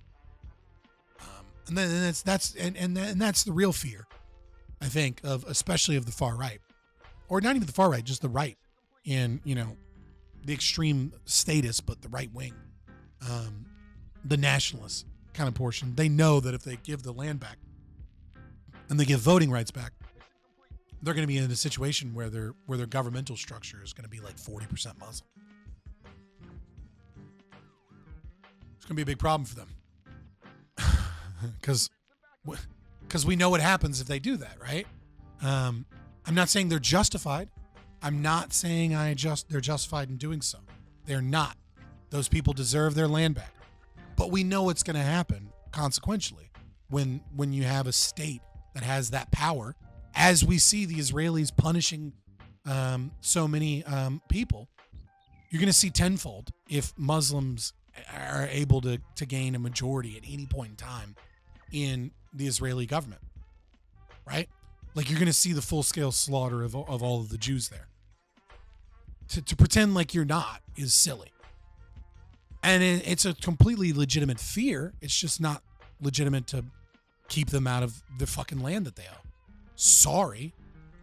That's your fucking fault. I mean, it's not your, like, the individual's fault, but, like, that is the consequences of what occurs when you kick out all these people and you treat them, as damn near cattle, and you blockade them, and you kind of start some wars, kind of don't start some wars, etc. It's almost inevitable, especially when you do it to a religious group that absolutely hates you and wants you dead just for your existence. The older one of these two fighting gangs is the State of Israel, itself established only recently in 1948 by mostly European Jews of Zionist persuasion and by means of intimidation, terrorism, war, and conquest directed against the then present and for many centuries before, mostly Arab residents of the region of Palestine. Okay. Again, like, what is the point of saying mostly Arab residents of the region? I guess, sure, yes. What is why is that information relevant?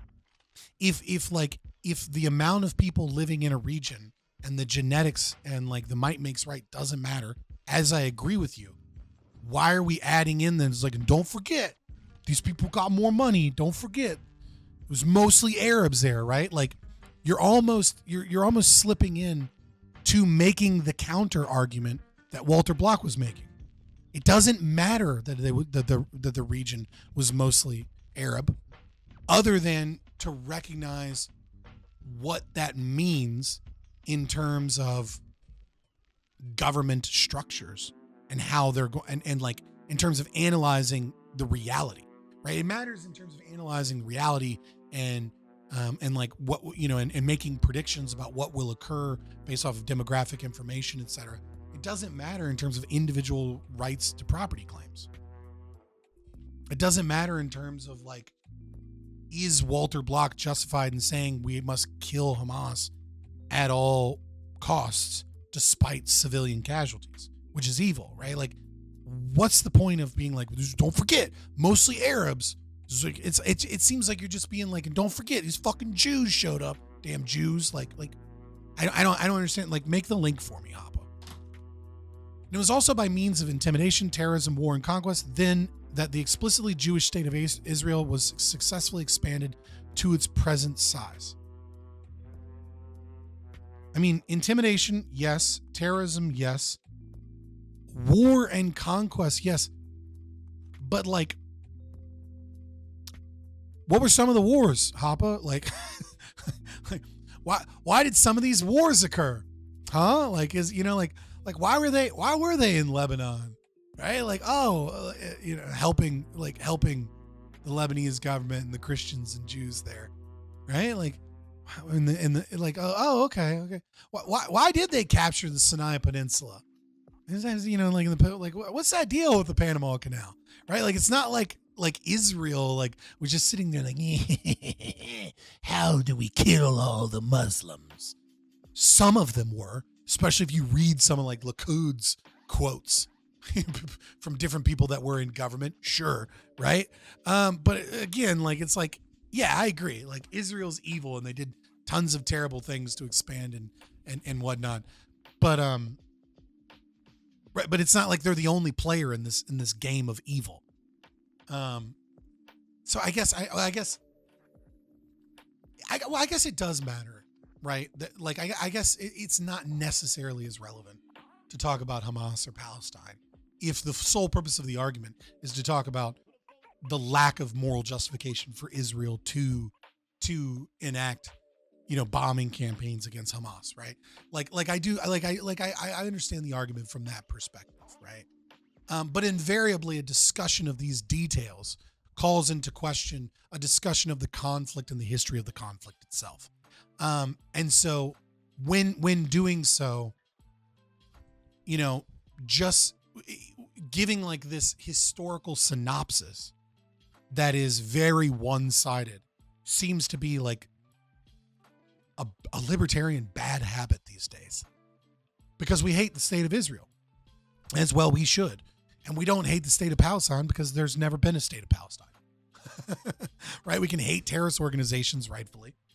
We can hate the PLO rightfully, but they've never accepted a government and they've never created one. They refused to do so. But there was that one time they stepped up, and then the second intifada happened while they were doing it. And it's not like, Israelis weren't, shooting protesters. And it's not like it happened out of nowhere. Like, I get it. There's a lot of bad blood on both sides. It's just I don't know. It seems like if you're going to do this weird historical synopsis, link them to why Walter Block's argument is so terrible and why his argument is so evil in this instance, which it is. But when we're doing just like a historical synopsis to try and like engage the reader and being like, yeah, I do fucking hate Israel, those poor Palestinian people, you're doing the job of the Marxists. I'm not saying that you're trying to do the job of the Marxists. I'm just saying you're unwittingly kind of like in this position where all of your readers, all of your listeners are adopting narratives that are important narratives, but are mostly linked with commies. And like, I feel like if we're going to disassociate from Walter Block, as you are making a very good argument that we should also try and do our best to disassociate from the oppressed oppressor narratives and structures of like these creepy fucking the Jews did 9/11 people and like, you know, point out those things were important, which doesn't pertain to the current article. I'm just talking about in general. And in this situation where we do historical synopses, right? Like we shouldn't play this game where we feed into that narrative, because I am anti-Israel, as well any libertarian should be. But at the same time,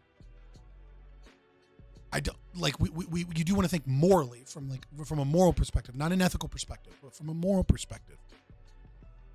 Let's go above and beyond. Let's be better in that we recognize the evils of other gangs, which you started off doing, right? And we try and not necessarily both sides this, but we try and distance ourselves from the river to the sea, Palestine will be free crowd.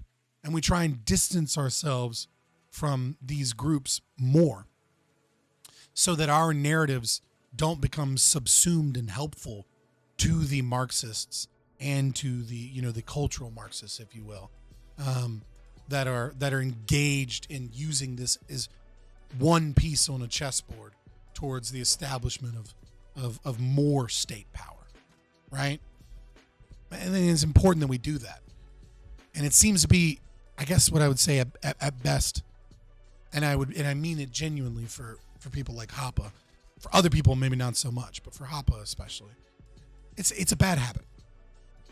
I think we tend to go a little too hard historically on Israel, and we tend to buy in a little bit too much into the oppressed oppressor narrative because Israel is a state, because Israel does have more power and does have more money in the region, and we tend to forget that like that these things are more complicated, and then we're going to have to recognize those complications if we're going to be able to navigate in any way to create a meaningful solution. Because just not recognizing them, we're just going to be stuck with a bunch of fucking Republican politicians being like, Israel's our best friend. Israel's our greatest ally. And a bunch of Christians being like, yeah, you know, it's a bunch of idiots. And then people being like, oh, it turns out they're not our great friend or an ally. And then what happens? All these people that are finding out that Israel is terrible, they're not becoming libertarians. They're getting fueled into these weird fascist echo chambers, or they're moving into like commie areas. All these people that are awakening to the problems of the state of Israel, they're not coming to libertarianism. And I think the major reason they're not coming to libertarianism is because we have these heavy-handed anti-Israel discussions, and we focus more on that than we do about our own ideology and critiquing it from a libertarian perspective. Instead, we tend to critique it from an anti-war perspective that gets subsumed into a larger narrative of oppressed oppressor dynamics, and so it just becomes it becomes meat for the grinder of different socialist organizations and institutions, and instead of us being able to make profound arguments against it. But again, I understand that this is against Walter Block, and I understand that is the more pertinent thing here, is to utilize a brief synopsis of history as a means to show just how dumb his argument is. I want us all to do better, and gotten a lot of shit for that, and maybe I'm Maybe I'm just bad at rhetoric and I don't realize that like that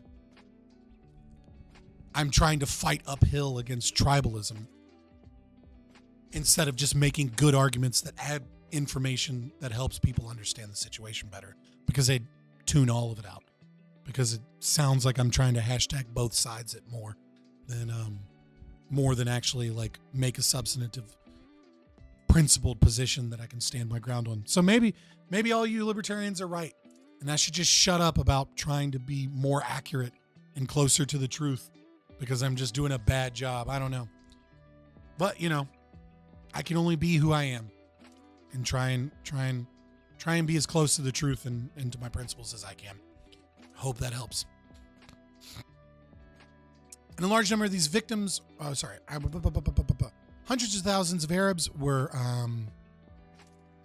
uprooted, expropriated, and expelled from their homes and turned into refugees as a result. And large numbers of these victims or their direct heirs are still in possession of valid title to land or other properties now in possession of the state of Israel, the Israeli Land Authority, and its Jewish citizens. Yes, the Nakba happened, right? Absolutely. You'll get no argument from me there. Horrible and evil. And while there were many pressures against the Israeli people, and while and while there were riots and targeted assassinations of the Israelis, that's important to note, right? I do think it's important to note. I don't think the comparison in the scale to the Nakba isn't there, right? The Nakba is obviously, in terms of scale, much larger, so it is probably a more relevant position. I do think it's important to recognize the protests of Palestinians to the UN, League of Nations, or to Britain, and then the Peel Commission. And an understanding that there was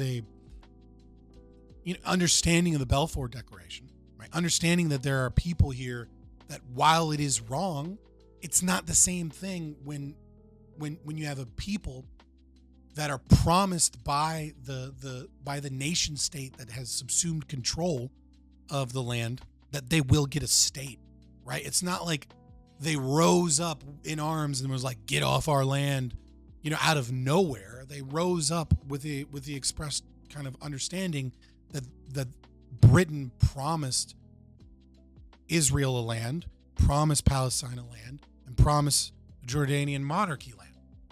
So I do think it's a little bit more complicated than that. Like, it's not like they just like woke up one day and were like, haha, these are our borders. We're going to remove all the Arabs because we hate the Arabs. Ha ha ha. Right. Consequentially, that's what they did. But I do think it's important to recognize that, right. You have multiple commissions, multiple meetings where the Arabs, where the representatives of the Palestinian people, illegitimate representatives, but representatives nonetheless, are working with Hitler and the Nazis, trying to gain military support to wipe out all of the Jews in Palestine at the area, right? Or in, the Palestine Mandate, or, in Israel Mandate, right? That you're working with Hitler to get mercenaries so that you can try and wipe out the Jews, and you don't get enough support, so then you kind of switch sides and help with the Ottomans. It's kind of important, right? Like, it's kind of important to mention that, these people were also going to be given a country, and while that's not an excuse to uproot them from land that they own, the motherland, right? Like, as you will, right? The homeland that you said can only exist by collectivism. But nevertheless, like a sense that this is my land, this is where my ancestors are from. It's not an excuse to do that. It's not a justification at all. It's wrong. It's evil. But it is important, right, to also recognize that in terms of the narrative, we're doing the Marxist kind of bullshit here, where we're touting out things that are true, but don't actually sound so much worse without the additional context as a means of rhetoric to come out. It's unfortunate to see Hoppe doing the same thing that so many other libertarians are doing here. And again, some of this is excusable because it is a means of stating why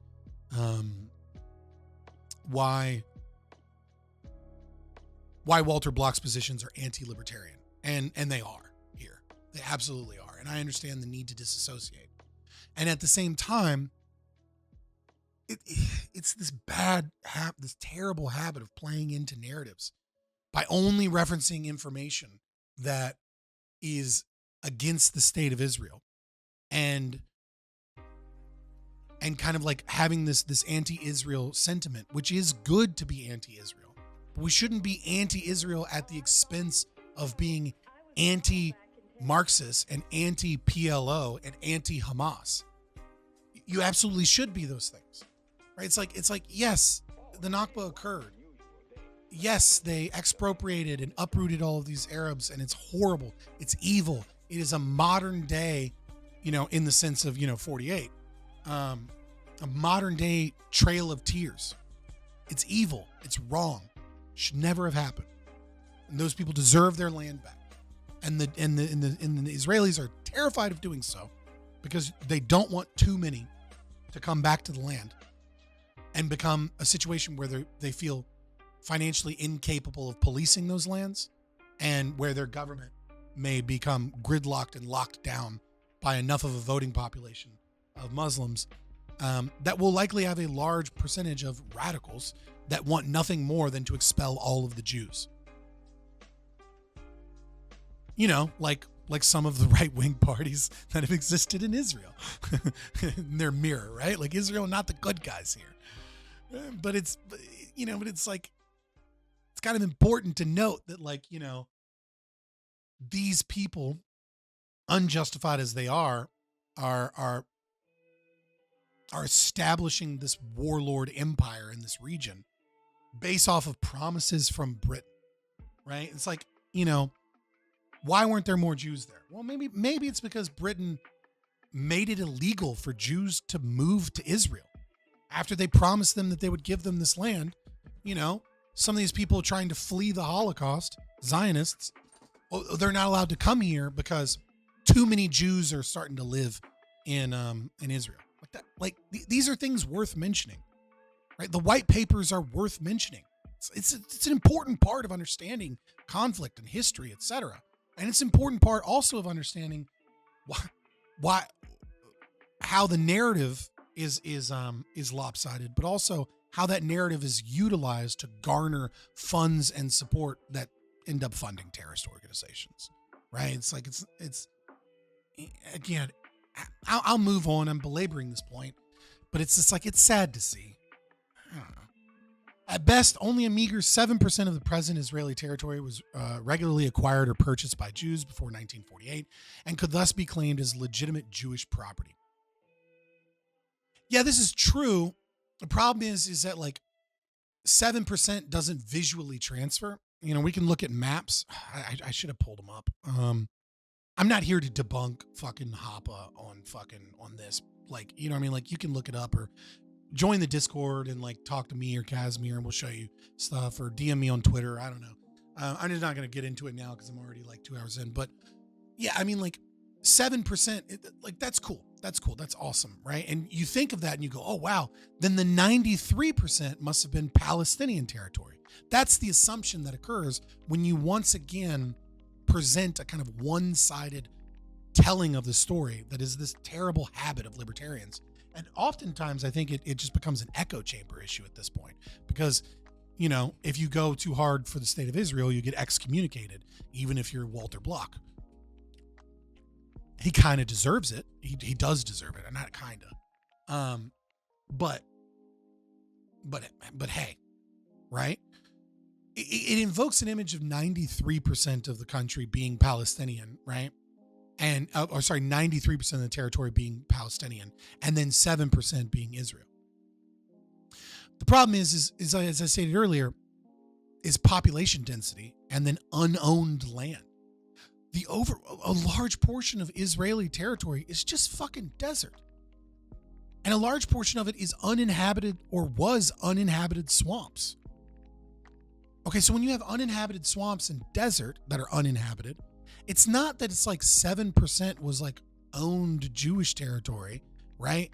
And then like 93% was, Palestinians living. And then like they came into power and they just moved them, removed them from the land.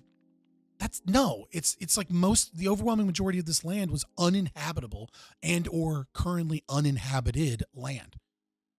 Like when the Romans expelled the Jews, they had almost 2 million people living there.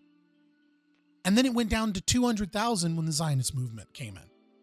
It's like a land that long before the Industrial Revolution was able to support 2 million people was down to a couple 100,000 people, give or take. So what does that mean? What does that mean when a land has 10% of the previous population in a modern era with modern irrigation, farming techniques, the ability to build things that can weather different environments better, greenhouses now exist, etc.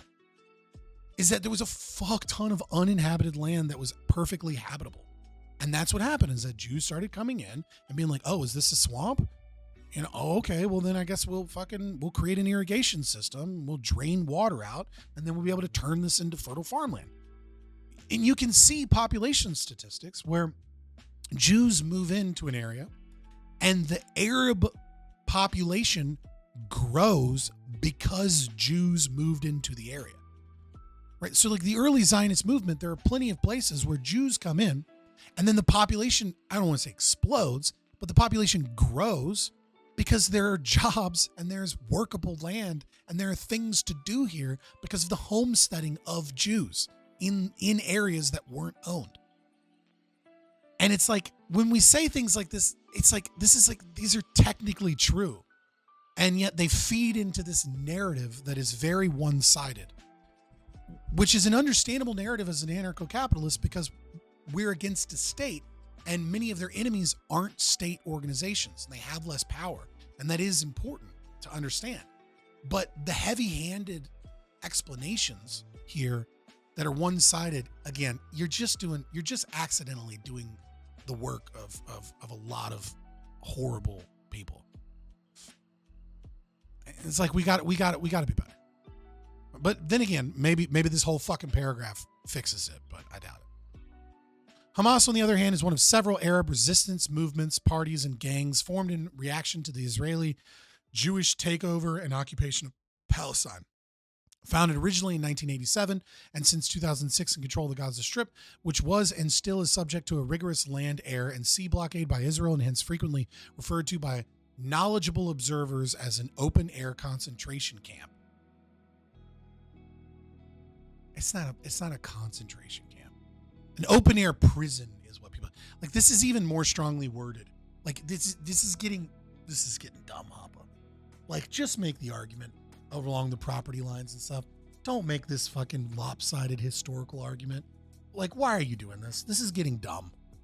Like, this is like you're wading into like debate bro territory. Like where, like this isn't an accurate accounting of the full history of what's going on. This is like cherry picking details to instantiate the reader with a disgust towards Israel, which is proper. Like, we don't need this, right? Like, we don't need this heavy-handed kind of like one-sided take so that we can understand that like Israel doesn't have a right to carpet bomb people. Like, I don't need all of this other crap. Like, this is fluff and it's getting annoying because it's coming from someone that is a hero of mine. And instead it's just like, it's rhetorical bullshit, right? It's just fluff to try and convince people that Israel bad. Yeah, Israel's bad. Fuck Israel. Fuck the state of Israel. Right? Like, and honestly, for many, many things, fuck them even more than many Western liberal democracies. If we can, from a moral, personal, subjective perspective, obviously not from an ethical position. Israel, there is no such thing as a greater evil when all of these nation states are evil, but there certainly is a lot of fucking evidence for Israel's evil, as you so show. But this is just getting dumb. Founded originally in 1987 and since 2006 in control of the Gaza Strip, which was and still subject to regular concentration camp. Hilarious. Most people say open air prison. Nobody, like very few people say open air concentration camp. And like, it's like you're making a stretch here just to make it sound really bad. Like, which is fine, you know what I mean? But like, it's funny because it kind of sounds like CNN when they're like, someone familiar with the president's thinking.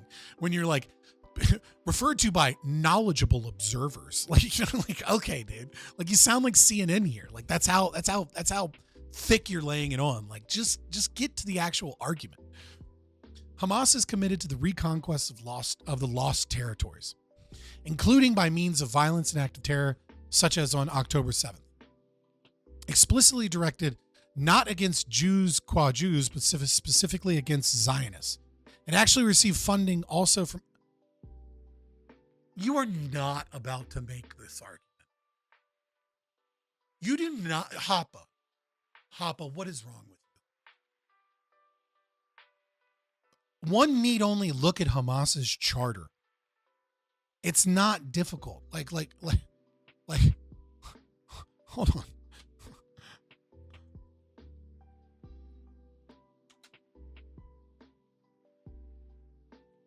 Right, let's look at the original Hamas charter. Right, and see if I can find... Sorry, the Hamas covenant. Oh, I can get rid of that now. Here we go, from Article 7. The day of judgment will not come until Muslims fight Jews and kill them. Then the Jews will hide behind rocks and trees, and the rocks and trees will cry out, "Oh, Muslim, there is a Jew hiding behind me. Come and kill him." Right? Like, trying to paint them as like this like fucking Che Guevara fucking hero group fighting not against the Jews per se, you know, but against the Zionists, right? When like their foundational documents are talking about the rocks and trees will cry out to fucking kill the Jews. Like, come on, dude. Like, this is like you are laying on this one-sided argumentation so thick without actually addressing the anti-libertarian bad shit that is within Walter Block's argumentation. Like, this is getting dumb. Explicitly directed not against Jews qua Jews, but specifically against Zionists. It actually received funding also from Israel in its beginnings. That is true, right? Netanyahu is kind of a creation of Netanyahu. In order to build it up as a counterweight to the growing influence of the larger, more moderate, and better funded secular underground resistance group, Fatah, and its PLO leadership in exile in Tunisia. As Fatah and the PLO were put in charge of some parts of the West Bank and Gaza as part of the peace process that started in 1993, the more militant and Islamic fundamentalist Hamas's relative intransigence became a useful tool for the increasingly influential extremist Israeli factions, which sought to derail the peace process and succeeded in doing so by increasing their building of Jewish settlements that split up the West Bank into non-contiguous open-air prisons controlled by Israel. I don't know that I don't know that I would call West Bank open-air prisons. I mean, it depends on which section you're talking about. So I mean, it's like whatever. There's no need to be nitpicky. Sure, yeah, Israel does plenty of evil there. There's no I don't give a rat's ass to defend them in that. Yeah, you're right. They're fucking prisons and all of the categories of that section. I mean, there is like a majority of people are easily able to move from the West Bank into Israel proper for like work or doctor's appointments and things like that. This is like, so long as you're not a terrorist, you just get like government permission to do so, and then you wait a couple days. So it's like, I don't know that like open air prison fits when like you get to leave on pass whenever you want, so long as you're not like a terrorist. But I mean, it is blockaded. Trade is restricted. They do control it. It is, there are guard towers. Like, so, I mean, it's like, there's no need for me to really get nitpicky about that. Like, fine. It's more the same kind of like Israel's so evil, and Hamas, like, they're evil, but I mean, don't you understand? Don't you get it why they're so evil? I mean, they might be evil, but like, I mean, it's understandable, right? Like, it almost is getting to the point where it's like, it's just, this is just stupid. It's like, it's not like, we're going on for paragraphs now about like this one-sided view of history to like really get me hating Israel as a reader, instead of just addressing the fact that Israel doesn't have a right to carpet bomb people that it traps in a fucking location. Like, I don't need all of this to make that argument that's not a libertarian argument. This isn't a rights-based argument. This is a narrative. This is ethos, right? This is an emotional kind of like inner Gaia of like making people feel that they're living in the prison themselves, and really trying to like be within the plight of the Palestinian people. And it's like, yeah, it sucks. It's horrible. There's a lot of things you're leaving out here, man. And it's like, and that's fine. I get it. It's not necessarily that it's super important, but it's like, why are we playing that game instead of talking about rights, talking about markets, talking about capitalism, right? Like, if we're gonna get emotional, right, then let's talk about how the blockade is destroying these people. Let's talk about how these people are incapable of being able to engage in free markets that would allow them to modernize. Let's talk about the fact that until the Russia invasion of Ukraine, the principles stood pretty damn strong, with that one conflict thus far being an outlier, that like of the McDonald's principle, right? Like, with people that both have McDonald's don't go to war, right? Like when goods cross borders, soldiers don't, right? Like there are plenty of other emotional arguments we should be making to instantiate a sense of libertarianism and bring libertarianism and liberty to these people and talk about the evils of Israel. And instead, what we do is we trot out the same historical narrative that all the fucking commies are using, that reinforces an oppressed-oppressor dynamic and plays into the hands of people and activist organizations that are actively recruiting people away from libertarianism and into socialist mindsets and into critical theory and into all of these things. We really are our greatest enemies. I just don't understand why we're doing this. It's such a dumb, bad habit. And I don't want to say it's bad faith, because this article is specifically attacking Walter Block, right? And why Walter Block is so evil, but it's fucking close. It's in a gray area where it's like you're cherry picking things to try and convince people that Israel is like the greatest evil ever, so that it's easier to make your arguments instead of just letting your arguments stand on the merits. Like, none of this shit is relevant to the discussion of like whether or not Israel as a nation state has a right to kill Hamas. It's a nation state. It doesn't have a right to do any of those things. It stole that right from the people, because it has a monopoly on the usage of power and violence in both areas. It stole the right from the Palestinian people. It stole the right from the Israeli people. And so the question then becomes, like, what do we support in that situation? Is it ever justified for a nation state to engage in military action? And we can talk about the principles of a defensive war. These are the arguments that we have. That's where the philosophy happens. That's where we begin to understand what is and isn't justified. This is just fucking, I feel like I'm reading a fucking Scott Horton article and just getting mad because like it like this whole section has no fucking libertarian perspective to it. It's just a narrative that we're borrowing. It's not even a libertarian narrative, really. It's not philosophically rooted in libertarianism. It isn't. It might be commiserate with libertarian philosophy. That it is, right? It does align, but it's not derived from those principles. It just happens to align with those principles. It's somebody else's narrative, dude. There has been speculation as to the motive for this seemingly strange Israeli decision of lending support to Hamas. Quite possibly because events such as those of October 7th can and are indeed currently being used by Israel as a dramatic proof and public demonstration of its long-held contention that there can never be any two-state solution to the Israeli-Palestinian problem, and Israel, for the sake of regional peace, must must be still further expanded and restored as one single state to its alleged original biblical size. I don't know that like single state solution is really a common thing. I mean, you see it from some of like the Israeli flag bio people and from like Israelis. But like most of the liberals and like libertarians and stuff, I mean, like, you know, with the exception of libertarians that first and foremost is, you know, private property rights and anarchism. It seems like pretty much everybody supports a two-state solution. Maybe I'm in an echo chamber and maybe I'm not seeing enough of the crazy Israelis, right? The crazy, like, you know, like hardcore Jew defenders that are like, fuck all these people, burn them. You know what I mean? That are just as fucking crazy as, you know, these blue-haired feminazis that are, you know, with Palestinian, you know, fucking taglines in their bio.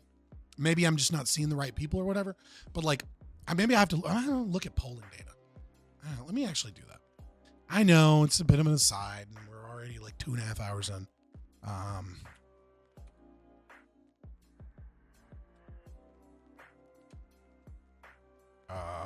Two-state solution.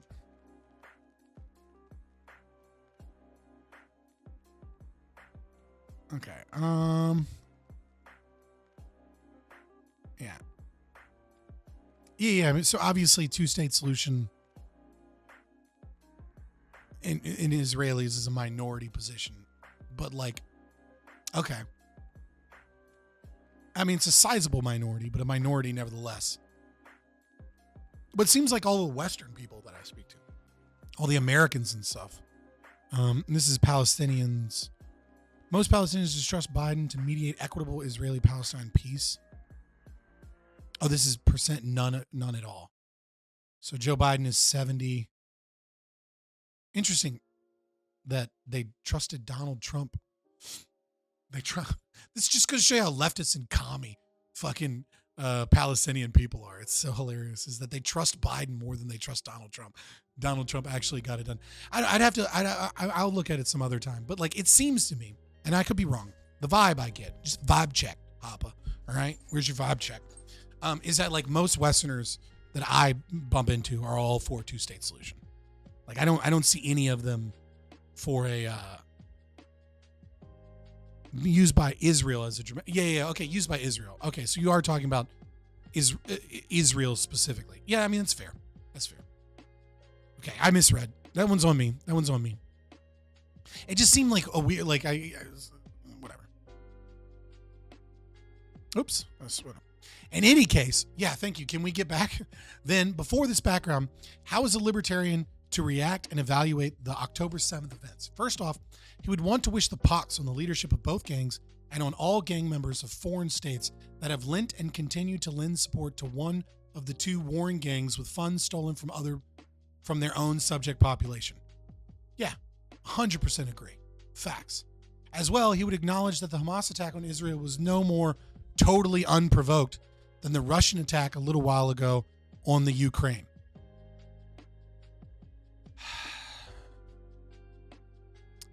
Targeting civilian populations specifically. Whereas the initial attack of Russia was very clearly not a total war campaign in the very beginning. But it very quickly turned I mean, I wouldn't say quickly, but it did turn into that. I think Russia, and that's probably mostly just due to the overconfidence of Russia. Right. I think Russia thought that they were going to be able to steamroll and maintain infrastructure fairly well. And so it's obviously a very different type of war. And so I mean, like that might just be to the limitations of the powers involved. But I do think there is something totally unprovoked. There's a certain connotation with unprovoked that it's like uncalled for, right? And so like terrorism acts, you know, to kill people at music festivals and shit. You know, or like bombing discotheques in Tel Aviv, you know, and bombing buses and things like that. You know, the type of attacks that Hamas does. I don't know. It's like there's a feeling that it's like worse or whatever, but like maybe that is just giving in to the psychology of the situation, which is what it's meant to do, because that is what you do when you have less power, right? When you're an evil or gang and you have a ton of power, you take over cities. When you're an evil gang and you don't have that much power, then you do what you can to instill fear. And so you target civilian populations, you target things that make the everyday person terrified. And so, yeah, I mean, I guess you would be correct in saying that it's no less no more totally unprovoked, right? It's just there's a psychological hurdle that you have to get over. But I agree with Hoppe here. The attack on Israel was definitely provoked by the conduct of its own political leadership, much like the Russian attack on the Ukraine had been provoked by the leadership of the Ukraine.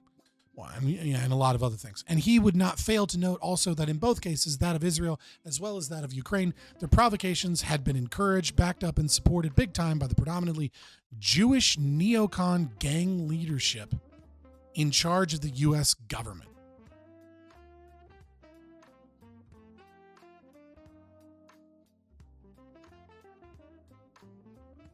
What? Hoppe, this just reads like Groyper noticing. Their provocations had been encouraged, backed up, and supported big time, whatever that fucking means, by the predominantly Jewish neocon gang leadership in charge of the U.S. government. Who are these people that are predominantly Jewish and neocon gang leader? Like, are you talking about AIPAC in the sense that in the sense that they can like flip some Democrats that are like pro-Palestine or like that are a little bit more radical in primaries to like move us a little bit more neocon? I get that. But like, what is...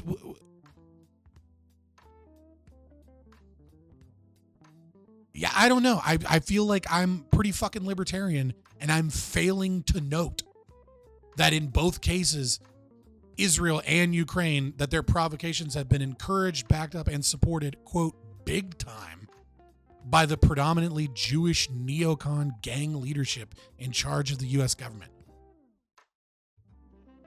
And then the next sentence just goes, apart from this, dog, what? Explain this. This is what? God damn it, man. I'm getting so fucking sick of these narratives.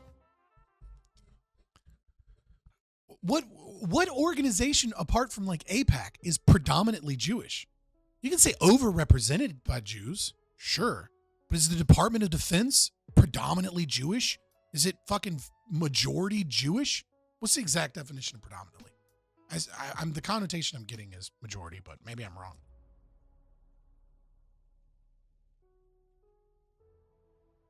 Mainly, for the most part, yeah. I mean, okay. I just want to make sure I'm not like dumb. Like, just want to make sure I'm thinking correct. Right. So, I mean, the question is mostly, mainly, right? Predominantly. Okay. I was okay. Had to check. I was like, maybe it just means like substantive enough, like a sizable minority could be predominantly. I don't know. No, what fucking neocon gang leadership in charge of the U.S. government? This is like, as a throwaway line, that like, this is how the libertarian would respond? What the fuck is this? This is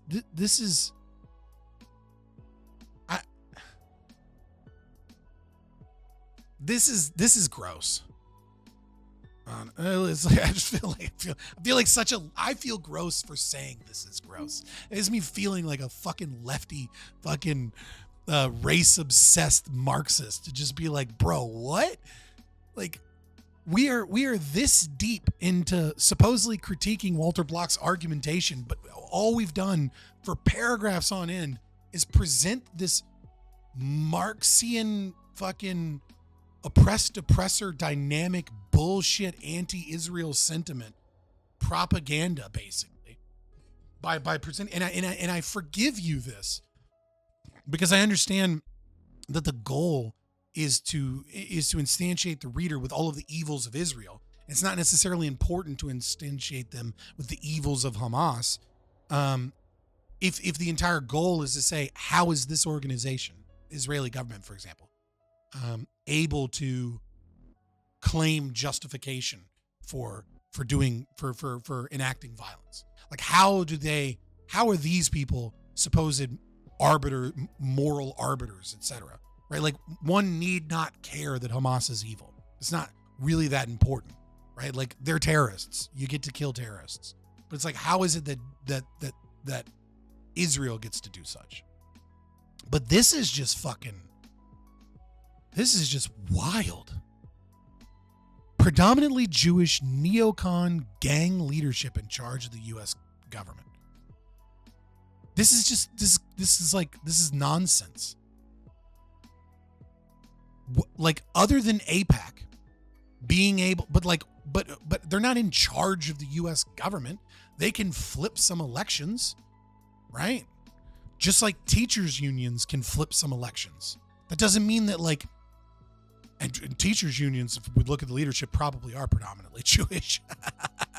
Right? So, but they wouldn't be the predominantly Jewish neocon gang leadership in charge of the U.S. government, right? But the teachers' unions probably are predominantly Jewish, and they also can flip some elections. But nevertheless, I don't know what neocon gang leadership that's mostly Jews are the ones that are behind Israel and Ukraine. Like this is fucking trash argument that doesn't need to be here. And the claim that, like, any libertarian that, you know, in any case, then before this, how is a libertarian to react and evaluate these events? No, a libertarian isn't assumed to immediately go, and don't forget, the Jews run the government. Like, fucking what? So fucking stupid. Why would you write this trash? This is dumb. Hoppe, this is beneath you. I don't know where this is coming from, but this is just bad argumentation.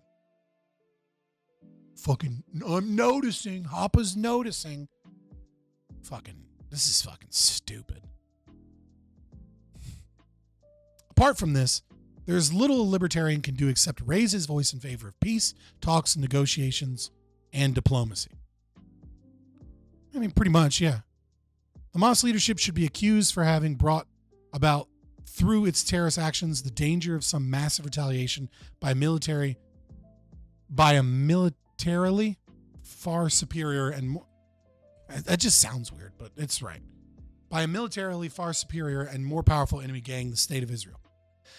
And the Israeli leadership should be blamed for having failed blatantly in protecting its own population, owing to its apparently severely deficient surveillance agencies. No shit. Or the fact that they couldn't mobilize the military for like a long time. The leadership of both gangs should be encouraged and indeed pressured through public opinion to agree to an immediate truce, and at once negotiations concerning the return of hostages held by Hamas should be started. Yeah, I agree. That's like whether or not Israel has the right to kill Hamas is, in terms of ethics, is a question here, right? And so I do think that there is an argument to be made from a libertarian perspective that that targeted raids and assassinations with the most limited casualty, civilian casualty possible is allowed ethically and is not necessarily unjustified. In the sense, not really. Obviously, the State of Israel can't exist, and so because the State of Israel as a nation state can't exist, then none of this is justified. But the question then becomes, as the state has stolen the right of self-defense, does it become the state's duty to maintain that defense until such a time that they release it? And so like it's a gray area for me. Like the more I think about it and the more I talk with other people about it, the more I move towards the fact that, like, technically speaking, you like, for example, the police. The police have no right to arrest murderers. Right? And so it's like they have no right to investigate, carry out warrants. They have no right to do that. Okay? Do they have a right to stop doing it? Well, obviously they have a right to not do things. But in lieu of being legally allowed to create police, then you end up in a situation where the police actually protect murderers. It's an active protection racket by the police to protect murderers as they murder other people by stealing the right of people to defend themselves in terms of, creating policing institutions beyond, like, small militias, etc., and being able to, like, apprehend criminals and imprison them, etc. Right? So then the question becomes is, like, is it justified for police to go after murderers then? So the question is no. So it's like, we're kind of in this gridlocked position where you can be forced into supporting police letting all of the murderers onto the streets in that position. And so, like, I would take what I would think would be a Hoppian position, much like immigration here, right? Where by recognizing that these two are inexorably linked, that you cannot support the specific one without detailing the issues that it is inexorably linked to, right? So, which is to say that by supporting the abolishment of the police's right to go after murderers without addressing the illegality and the enforcement of that illegality, not natural law, but illegality of people to create a competitor that can protect people, you are de facto creating legislation or policy that allows for the police to intentionally allow murderers and protect murderers, which is another NAP violation. And so the complex Jenga-esque system of, like, the interweaving, interlocking policies and apparatus of the state requires kind of scalpel guesswork to do the best that we can to destroy the state. And that saying, oh, well, we'll just destroy this one aspect of the state while maintaining all of the other pieces of the state, and this is always the correct anarchist perspective, is the same thing that the open borders libertarians do, right? It's like they go, well, you're engaged in consequentialism and you're justifying the existence of the state. I'm saying, no, the policy you're implementing where you take one specific apparatus of the state and maintain the rest is de facto, is just as much a justification for the state as I am for suggesting a policy that moves towards a more libertarian perspective and allows the dissolution of the state in the future to occur and allows more market principles, et cetera, et cetera. It's my position is no more justification for the state than yours because of the complexity of the situation there. And so I would make the same kind of argument. It's not the cleanest argument, but it's one Hoppe's made with immigration himself. I would make that same stipulation here with this idea of, like, does the IDF have the right to go out and kill people that are, let's say, sitting on a rooftop with a rocket aimed at somebody, right? It's like, well, no, they don't. They don't have that right. There is no justification for the IDF existing, except what do we do about those positions? Well, what we have to do is we have to utilize the existence of the state that does exist and figure out how to curtail it and move it towards anarchistic things.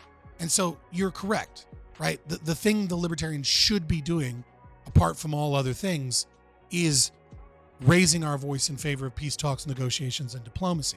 But I don't know that that necessarily is a... What the hell? I didn't mean to do that. I don't know that that is necessarily an argument per se that the IDF shouldn't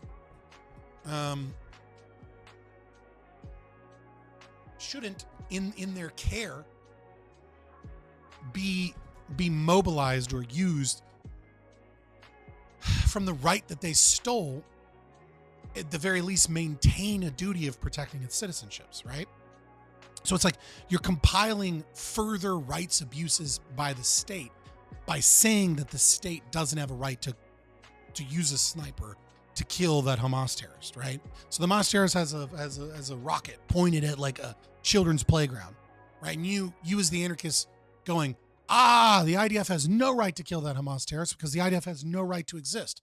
But they've already stolen the right from people to create their own defense forces, and they've stolen money from them to make it more expensive to do so consequentially, right? They've compiled these NAP violations, right? And you're compiling additional NAP violations by saying the IDF is going to, after they stole this, make the active decision to not stop the right, not fulfill the role that they stole, right? The non-decision is a decision. And so because of that, there is not a justification per se of the state of Israel, or the IDF, for example, being able to kill terrorists, right? But what I would say is that to state that the IDF has no right to kill terrorists and that they're unjustified in doing so because they don't have a right to exist is true. But to say that they ought not stop something after they have stolen the right of that defense is compiling NAP violations and is also an unjustified response. The contradiction in this is created by the theft of Israel stealing rights from people in and of themselves, right? It is they created the contradiction because the people don't are incapable of defending themselves because a military is stopping them from defending themselves. And to then compile that said military should not stop other militaries or terrorists from doing things, from killing its citizens, is compiling more on that. I know it took me a while to get to what I meant to say and say it correctly, but like by that logic, I don't know that it is necessarily anti-libertarian to say that like the IDF is allowed to raid a military installation that is an imminent threat to its citizens, right? They should be doing like killing people sleeping in a fucking hospital. No, there's no, that saying that's cool is not libertarian for a whole multitude of reasons and private property violations. And also just like moral, strategically bad reasons. It's just dumb all around. But saying that like, you know, someone has a bomb and then Israel being like, want me to hit this button that'll blow them up, or like, or should we, or do we not have a right to hit that button? Like, no, that criminal lost their right. They don't have any rights. Israel has stolen that duty, so now it is up to them, to the best of their ability, to maintain that until such a time that they overturn it to the people, which is what they should do. They should overturn it to the people. That is the correct thing that they should do. Supporting them in going and doing that thing, I don't know that you necessarily can say that IDF should attack or should do those things. I might be wrong in that. I might need a better libertarian answer than that. But I see a lot of issues with the pacifist response, or the response that just says, well, they should just dissolve, right? I see that as there are some issues there where you're attempting to justify additional violations of other people's rights, which is the continual, the theft of that right from people, and then the refusal to enforce it in such a way that intentionally causes death. I don't know. Maybe I'm wrong on this. I'm sure Liquid Zulu told me I'm wrong on this. I might be wrong. I think I might be wrong on this, actually. I need to think about this more. I know this is weird, but like sometimes you have to think things through. But like I might be wrong on this. Right? Because I mean, yeah, I think I'm technically wrong on this, which is the best kind of wrong to be. I don't think you can support them. Like, I don't think you can. I think you can say that they're not justified in doing so. And then when they say, well, what the hell are they supposed to do? And they say they should let people defend themselves. The individual, right? The individual has a right to homestead the defense of another individual. But that doesn't mean that the IDF has a right to go out and do it, or that they should. I don't know. Yeah. Person A has a gun. They're about to shoot person B. Does person C have a right to shoot person A? Yes. So I should be able to say that the IDF has a right to do that in that situation. And simultaneously, that's the correct answer. This is such a weird thing, and I'm sorry for everyone that watched me be retarded on camera for 5 minutes, but I've figured it out. Okay? I had to think about it, okay? Person A, person B, person C, right? Person C is IDF, person B is Israeli child on a playground, person A is Hamas terrorist with a rocket launcher. Person C has every right to utilize whatever weaponry that they have, even if given orders to do so by some other entity, to stop person A, right? There's no violation of the non-aggression principle, and there's no moral justification given to the existence of the IDF to say that the IDF should stop said person.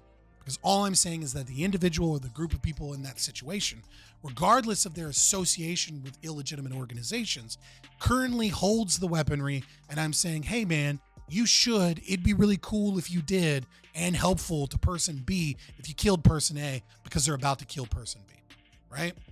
And I can simultaneously say that the IDF shouldn't exist. They should lay down arms in the sense that they should give people the right to defend themselves, and they shouldn't exist. But if that IDF soldier individually or those people want to go kill terrorists, yeah, they don't have any rights. Yeah, I was being dumb. I got there, boys. I got there. And maybe I'm still wrong. Tell me in Discord. Tell me in the comments.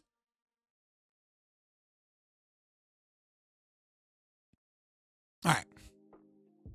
And the Israeli leadership should be blamed for, and indeed pressured through public opinion to agree to an immediate truce, and at once negotiations concerning the return of the hostages held by Hamas should be started. I do think, for the record, though, that there are lesser actions that we can fight for, just to add to this, right? Like creating refugee camps or something like that, right? Creating blue zones, right? Like they might not do it. It might be a hard sell, but if it leads towards peace, if it leads towards negotiations, if it leads towards less deaths, etc., at least reasonably we're believed to do so. And that's all that we feel like we can achieve. There's nothing wrong with fighting for lesser victories that reduce deaths and fatalities. It's not saying that the state of Israel is they're based for doing that or anything, or this is what I really care about. But if get what you can get done. And as for the identification, capture, and punishment of the various individual perpetrators and their superior commanders, including incidentally also those responsible for the Israeli victims of, quote, friendly fire, this should be left to That's such a weird, putting friendly fire in quotes there is really wink, wink, nudge, nudge. The Israelis and the IDF love killing their own people just so that they can get, really, dog?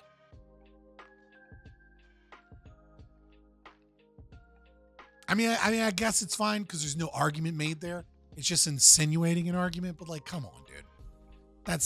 You're laying it on thick again. This should be left to regular police work, to detectives, headhunters, and possibly also assassins. Yes. Agreed. Yeah. Yeah, I mean, yeah. I'm for it. What must be avoided, however, in any case and at all costs, is an escalation of the armed conflict through a massive retaliatory strike by the Israeli military against the Hamas housing and hiding out in Gaza. This even more so because Israel, with some 10 million inhabitants, including a minority of some 2 million Arabs, is surrounded exclusively by some less than friendly or even openly hostile neighboring states with a total population counting in the hundreds of millions, and any escalation of the conflict between Israel and Hamas may well expand and degenerate into an all-out war, engulfing the entire region of the Near and Middle East. Yeah, I agree with this. Yeah, I mean,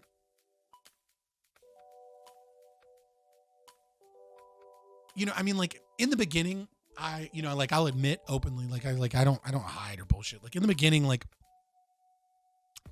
I wasn't necessarily against bombing, so long as said bombs were done to the best of their capacity to, knock the roof, to let people know days ahead of time, to get people out. But the problem is that there is civilian. It's not. I don't know that it's necessarily unethical in that situation. Hate me all you want, but I don't know that it's unethical to go, hey, get out of this building. You have 2 days. We're going to bomb this building. We know Hamas is there. Hey, leave this fucking building. And then knocking the roof, 2 minutes before you bomb the fucking building. When civilians die in those situations, it's overwhelmingly because Hamas lies to people and says it's propaganda, or like these people. And it's very strange that people are willing to believe that. It's difficult to empathize with, right? Because it's like, how much do you have to be abused and under control of Hamas, and just under terrible situations, that you're willing to believe, like, no, just stay in your apartment, the great Jew lies, and yet it happens. And so strategically, it's terrible press. And of course we don't want those people dead. And so, yeah, I mean, I don't know that it's necessarily a good idea, but like the more I look at it, right? Because ethically, I think you can, right? If you do all of those things, hate me all you want. You look at Liquid Zoo, and I talked about this for a while in the other video on the limits of self-defense. Hate me for this position all you want. I still think that I'm mostly right in that situation. But in terms of like the strategy and like what this means in the long run, it seems to just be terrible for everybody. Right? Like it just doesn't. It's like it's indiscriminate. There's no goal that Israel has in plan. It's utilized by the worst of people on from every perspective. It's just killing people, and it's not really serving a purpose. And like cockroaches, Hamas just fucking scatters to other civilian populations. And of course, they did so without fucking blue zones, right? Like they did so without actually creating places that were safe for them. They just kept saying like, oh, go south, go south, go south. And then they would occasionally bomb places in the south, right? Like, so it's like kind of a lose-lose situation. Like there might have been a better way to do it. But yeah, I think from basically from every angle, it obviously would just be better if they would just fucking vie for peace and create a stronger defensive section on their border with Gaza. Get the fuck out of West Bank. I mean, there's so much the fucking horrible state of Israel needs to do. Like they're so evil. I hate Israel so much, and yet I'm the only one willing to. I'm not the only one, obviously. It's like everyone just takes like, oh, you hate Israel. Okay, cool. Well then the Jews, it's like, it gets so stupid. I'm just so tired of it. But this is precisely what Bloch et al. Are demanding. Based on their collectivist theory of an inheritance presented in Exhibit 1 and the alleged historical right of the Jews to a homeland in Palestine derived from this theory, Bloch, in response to the events of October 7th, advocates an all-out attack by Israel on the Hamas hiding out in Gaza. And while we do not know if Netanyahu has read Bloch's piece in the Wall Street Journal, Israel, under his leadership, has exactly done what Bloch has been asking for. Yeah, I mean, his claims and desires for total war is just anti-libertarian.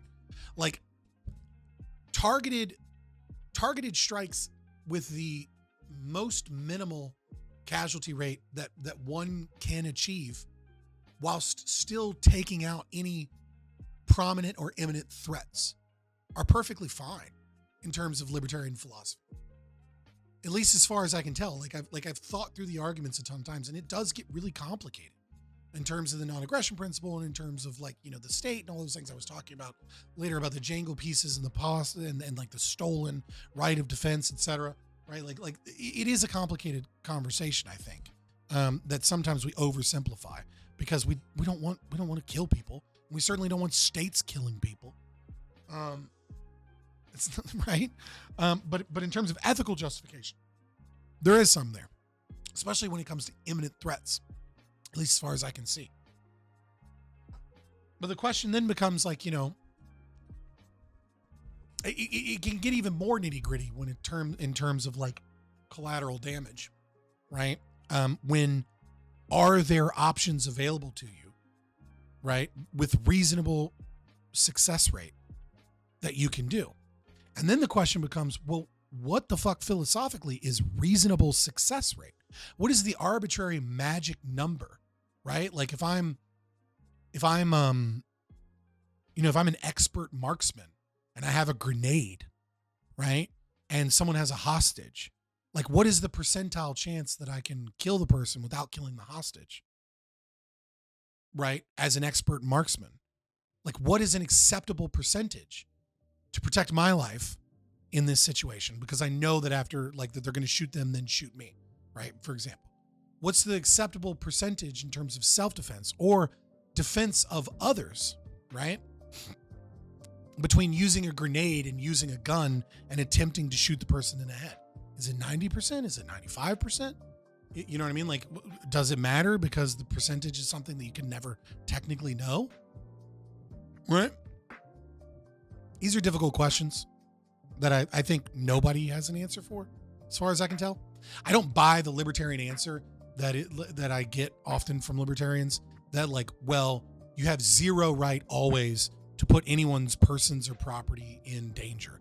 And it's like, okay, well then I can just go steal a shirt, right? And then the shirt is now a libertarian bulletproof vest. Like no one is allowed to shoot me in fear that they might accidentally damage the shirt. Right? Like that's stupid. Like obviously in self-defense or in the defense of others, you are able to use violent means that may destroy other people or their property. And so the question becomes, what is acceptable and how do we answer that question? And the question obviously, I think intuitively as a libertarian, isn't Walter Block's answer, which is that we can kill as many people as we want. But the answer can't also be no one has a right to it, right? I mean, you can maybe make the argument that Israel doesn't have a right to it. But then, again, I would return to this concept that like, well, they've already stolen the capacity of citizens to protect themselves meaningfully. And so why would you advocate that a person with a gun in their hand not kill someone that's about to kill someone else? Why would you argue that they don't have that right to do that? As an individual, they have that right, regardless of their whatever organization they're affiliated with. But does Israel have a right to go out and bomb all of Gaza with a nuke to stop Hamas?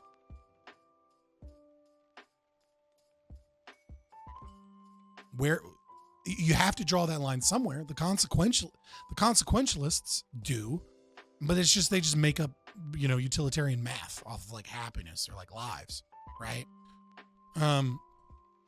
So the question then becomes, I would say one has to move into the realm of objectivism. That is when we have to start getting into the which is, you know, kind of consequentialist in the mains, right? But is like what is rational, right? And what does the rational man do in defense of himself, and what is, given all of the available information, what the rational man would choose to do to stop the threat with the minimal amount of collateral damage. And that answer depends on a case by case situation. And then we determine post fact, we determine post fact whether or not that was indeed rational.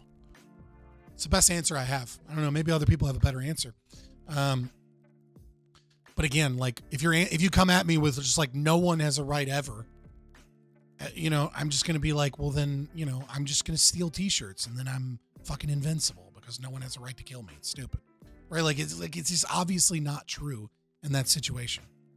I mean, maybe that's not a good argument to say that that's not true, because maybe you really will just bite the bullet that like you can't shoot anybody in self-defense if you're aware that they have a t-shirt. And even then you can never do it because they might have a stolen t-shirt. It's like, can you shoot someone with a gun that has like babies strapped to them to save your own life? Yeah, you can. You just can't use, 20 grenades. Can't nuke them. I don't know. If you have a better answer, let me know in the comments. Leaving Block's sketchy, characteristically one-sided remarks on the history of modern Israel and the region aside, dog, Hoppe, shut the fuck up. You have no right to go to call out Block's sketchy, characteristically one-sided remarks because you were like, Hamas is evil. But anyways, here's all of the reasons the Jews in Israel are bad. And don't you know, Jews control the U.S. government. The fuck out of here. This is some of the worst trash I've ever read by you. Sorry, not sorry. And I'm a huge fan of Hoppe, but this is bad. And then being like, setting that aside, why don't you set your own fucking bias aside? It was so blatant and silly. Which could have come directly from the Israeli Ministry of Propaganda. The flowery language, whatever. And that show himself completely oblivious to the genocidal impulses openly expressed by several leading members of the mighty Israeli military and government. True. Hoppe's right on that. All the while making much hay out of the reciprocal sentiments on the side of the, comparatively speaking, almost powerless Hamas leadership. This, in his own words, are Block's demands, with my italicized comments interspersed in parentheses. Almost powerless Hamas leadership. What the fuck does that even mean? Well, they're almost powerless. Oh, the poor Hamas leadership. Almost powerless. Oh, no. Oh, poor Hamas. What'll Hamas ever do? Poor guys. Powerless. Don't have any power. Oh my God. They've only controlled Gaza since 2006, as you stated. But relatively. Compared to Israel, they're poor little babies. It's just such loaded language. It's just dumb. It's dumb, Hoppe. It's dumb. Just make the philosophical argument on the merits itself. It's like why the state of Israel doesn't have a right to do certain things. I mostly agree with you in that. At least in terms of a total war. It seems like your argumentation is to just load this up with like emotional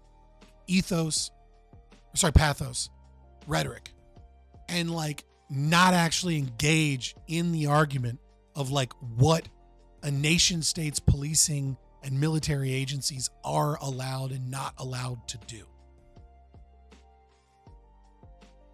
It seems like you're avoiding that argument, Hoppe. And if that's the case, and you're doing so purposefully, that's intellectual cowardice. It doesn't make you wrong about Block. But I'm not fully finished, so maybe you do. Right? But I don't know. This is a bad taste in my mouth to say it, but it is what it is. The West needs to understand that to defend human life and dignity, it isn't enough to claim to side with Israel. It needs to understand that this means total unrestricted support. This is retarded. Obviously, Walter Block's retarded. Does such support also include taxes forcibly taken by the various gang leaders in charge of the Western states from their own population? Yeah, right. That is nothing less than allowing this beleaguered country to defend itself fully. What? The countries don't defend themselves. Country's not a person. To recognize that Hamas needs to be destroyed for the same reason and by the same method that the Nazis were. Does Nazis refer to all Germans living in Germany at the time, including all non-Nazis, Nazi opponents? Yeah. Bombing of entire cities such as Dresden, filled with mostly innocent civilians. Yeah, I agree with Hoppe there. Yeah, obviously. That's, yeah. Israel's entitled to do whatever it takes to uproot this evil residing next to it. How? Where's the justification for that? How about Israeli Jews opposed to war? Silence them too, whatever it takes. Right, yeah, can we just start locking up journalists, right? What is by any means necessary mean, dog? And more important, that once it begins to proceed in that direction, it won't be demonized for defending that which is the core of Western civilization. Does this core also include this sort of apartheid practice in Israel? I don't know that I necessarily agree with Hoppe on this one, because it's like,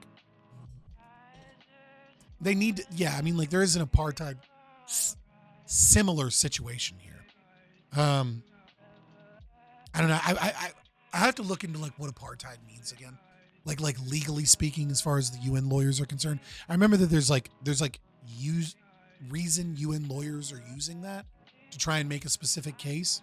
But it's like fairly new in terms of legality, like what it means. But like colloquially, yeah, I'm fine. Yeah, obviously, colloquially, it's an apartheid situation. On the other hand, you know, there's kind of a balance there, which is that like these people won't fucking govern themselves. They consistently refuse to do so. And to act like they don't because there were meaningful peace talks, you know, and was like the second Camp Casey, you know, right before another intifada. I mean, you know what I mean? Like, not to say that Israel's innocent in that at all, but like, it's not like PLO and Palestinian, you know, like it's not like they don't constantly over and over again refuse to actually accept a form of government and then accept some fucking state solution. Right? It's like we're pretending. Sometimes it's almost like we're pretending that these people are just in prison and there's nothing they can do, and that their leadership also can't do anything.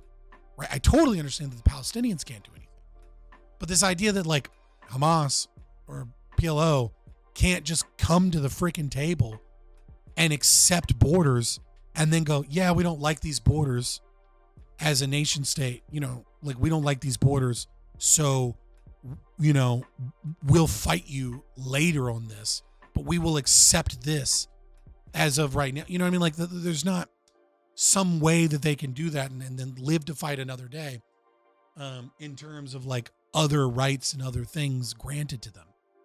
That wouldn't obviously be an improvement upon what they currently have. Obviously, in the end, we should support total privatization, but I don't see any big world leaders stepping up to start that negotiation. You know, it'd be awesome, but you know, have to be realistic.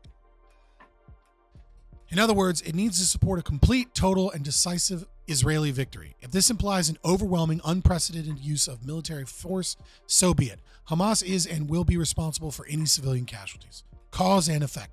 They created their own destruction and its consequences. Yes, I mean, Hamas could lay down arms and walk out. Right? But that's like saying like at Waco that like the ATF isn't responsible for Waco at all, even though they could have caught you know, the leader at the shooting range or on his morning jog or when he went to the gas station. But because they chose to gas the place and then light the gas with, you know, shoot and, you know, throw things, you know, and use weaponry that lights and explodes the gas, that all that burning, well, it's ATF has nothing to do with that. It's like, that's not ATF's fault. I mean, you should have let all those children go. Like, what? No, it's stupid. So there's no need whatsoever to distinguish between members of Hamas and its inhabitants of Gaza generally. They all, including all babies and children, are indiscriminately guilty, part of a depraved culture and collective evil that must be rooted out once and for all. How about dropping an atomic bomb on Gaza then, as the U.S. did about 80 years ago on the civilian population of Hiroshima and Nagasaki, as collective punishment for the crimes committed by the Japanese government gang? Yeah, I mean, yeah, sure. I mean, I use Waco. He used, this is where Hoppe is, like, finally, Hoppe is just engaging with the actual fucking arguments instead of lapping on thick this, like, one-sided propagandistic, like, narrative that just does the work of the cultural Marxists. It's like, I hate to say it, but Hoppe, like, a large section of this paper, you, like many libertarians, fell into the trap of being useful idiots for the cultural Marxists. Something that you're usually very aware of. All at the expense of trying to go against these pro-Israel people that are also fucking monsters. Doesn't need to be either or, dude. Mere victory isn't enough. Israel has won every war it ever fought. This time, the triumph must be so thorough and conclusive that there will never be any other war for this country. The war to end all wars. Jesus Christ. Israel has a moral right to finish the job. The West has a moral duty to support it. Let Israel do whatever it must to finish this war in the fastest way possible, with the minimum civilian and military casualties on its side. On its side? Fucking what? Hold on. Don't send in any troops that might die. Just carpet bomb because that'll lead to less dead Israelis in the conflict. But it doesn't matter how many Gaza people what the fuck is this evil? I understand. You know what? I'm starting to get the why he was so. I don't want to say I forgive him because he should be better in terms of the way that he wrote this, but I kind of get it. This is so ridiculous that I can understand being enraged to the point of being like, no, fuck you. I'm going to write a scathing article. I'm going to destroy every one of your stupid narratives. How considerate and totally meaningless, even shameful, even after everything said to the contrary before the irrelevance of civilian casualties. The consequences of this lie on the group that initiated the causal sequence, the one that must be completely destroyed, Hamas. Yeah, this is so weird. Like, you punch me, therefore I have a right to disproportionate response. There's no libertarian thought in that process at all. It's a complete negation of libertarianism. My brain just read Hoppe. Look, complete negation of libertarianism. My subconscious brain saw those words and picked it up. It's just true, yeah. Whatever these outpourings of blocks are, they have nothing whatsoever to do with libertarianism. In fact, to advocate the indiscriminate slaughter of innocents is the total and complete negation of libertarianism and the NAP. Murray Rothbard, I knew, would have immediately called them out as unhinged, monstrous, unconscionable, and sickening, and publicly ridiculed, denounced, unfriended. I love the quote, unfriended, and excommunicated bloc as a Rothbardian. Yeah, that's fair. Indeed, unforgivably, with his Wall Street Journal piece, Block has made a contribution to the horrors actually following the events of October 7th and still unfolding. The near complete destruction of Gaza and its reduction to little more than some huge pile of rubble and a vast field of ruins, the slaughter of tens of thousands of innocent civilians by the Israeli military, and continuous widening of the armed conflict, including by now also the Lebanon and Yemen. Yeah, and the Israeli leadership itching, edged on this endeavor by its neocon compatriots in the U.S. Fine with neocon compatriots in the U.S. Didn't have to say gang of Jews that control the government, for the record. I agree here.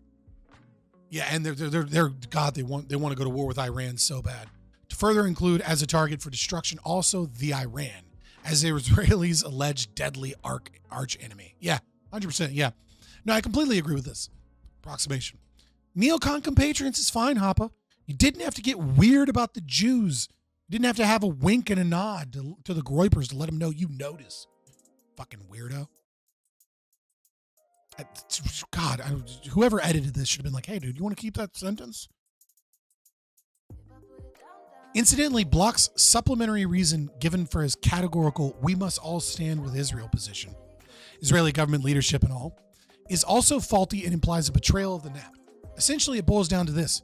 The Jews in Israel have made more and better use of the territory under their control than the Arabs made or are currently making with the territories controlled by them, and hence, the Jews have a better claim to some territory in dispute than the Arabs do. This reason is actually quite popular. However, even if the first part of the statement is accepted as true, the second part does not follow from it. Otherwise, every man proven of success would be permitted to take the property of any long-proven loser, which can hardly be reconciled with the libertarian non-aggression principle. Even losers have a right to life, property, and the pursuit of happiness. Yeah, I mean, but the problem here is, again, it depends. What is the other option?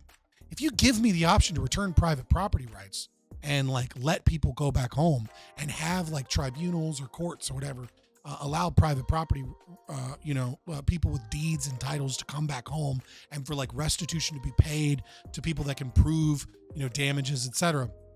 Hell yes, that is a libertarian solution, 100%. If it's privatized, even better, but it won't be. But if it, as close as we can get to that, let's go. But if the situation is either Israel controls this section or Hamas controls this section and they're legitimized, or PLO controls this situation, this specific area, right? I still probably agree that we should do a two-state solution if presented that, if it, and hopefully, you know what I mean? I would support it only if because it seems like a better situation than the one we're currently in. Right. And it's not offered to me. The actual libertarian solution is not offered to me. problem with that is that's engaged in a consequential analysis of like a subjectively moral situation, because the ethical one is not presented as a solution that we're capable of doing anything other than giving vocal support for. And so if we're forced to choose between these two situations, choose neither because they're both bad, fine, right? I mean, like, choose whichever one you want.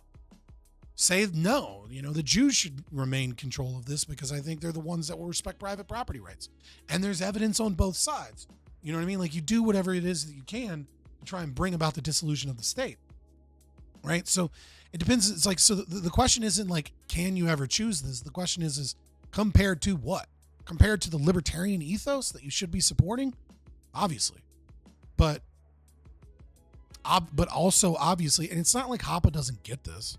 It's not like Hoppe hasn't, like, you know what I mean? Like his whole immigration policy that he's gone to task, or sorry, he's fought Block on before, is one of state-based policies, right? And in an acceptance that like open borders is not anarchist. This, not anything other than private borders is an anarchist. So like, how do we utilize the state and the functions of the state as a means to try and get as close to libertarian principles as possible? One could argue, right, that if there is no capacity or no option on the table that anyone is willing to consider, you give vocal support for the right option, right, which is the return of private property and the dissolution of the state, or even, try and do your best to get like private property returned, right, whatever you can. But it's perfectly legitimate to say that Israel ought control this position over the other one, as far as my moral sentiments are, because there is no ethical option at the table. So like, I will place not my advocation behind or support, but say, yes, I agree that this is better in towards the correct solution, which is the eventual dissolution of the state. That's a perfectly legitimate response that is in line with libertarian philosophy and reasoning. I don't know that I agree with it, but it doesn't make it like, so it just depends on how the argument is used, in what context. Is he denying, the actual libertarian position? Reading what he's written, obviously he is. Like, he's gone full-blown fucking fash here because, his fucking precious Israel is under attack, which is weird because, as far as I remember, Walter Block isn't practicing. Maybe he is. I don't remember that he was. But, whatever. Essentially, it boils down to this. The Jews in Israel... sorry. Otherwise, every man proven of success would hardly be permitted to take the property of any long-proven user, which can hardly be reconciled with the libertarian non-aggression principle. Even losers have a right to life, property, and the pursuit of happiness. If that is not already more than enough to further disqualify and discredit Block as a libertarian, he manages to top it off in some short final exhibit that reveals him as a man without sense of measure and proportion. Exhibit 3. How much more we got? Oh, it's the very end. Okay, cool. This concerns Block's reply to a short piece by Kevin Duffy, contrasting a passage taken from Rothbard's For a New Liberty, a Libertarian Manifesto, with a passage from the just quoted screed of Block's and the Wall Street Journal, and concluding that both are obviously incompatible and impossible to reconcile. Yeah, it's fair. Obviously, they are. Block's response can be found here. Remarkably, in his reply, he does not even try to provide further reason for his advocacy of total, unrestricted war. Not surprisingly, as that would mean trying to defend what is absolutely, truly, and genuinely indefensible. I agree, but you haven't made the argument as to why not, Hoppe. We're almost done, and you haven't made that argument. Saying it's indefensible. I agree. Throughout this very long video, I've made the argument as to why I believe that some military action can be done as individuals have a right to homestead self-defense on behalf of others, and that the military should not exist. They should lay down arms, and they should return that right to other people, but that I am perfectly within reason to say, hey, you guys that currently have the guns, can you kill that? Can you go kill that person that is aiming a gun at said other person that doesn't have the guns? I do not believe that necessarily has a contradiction, though I could be missing it. Let me know if you see it in the comments.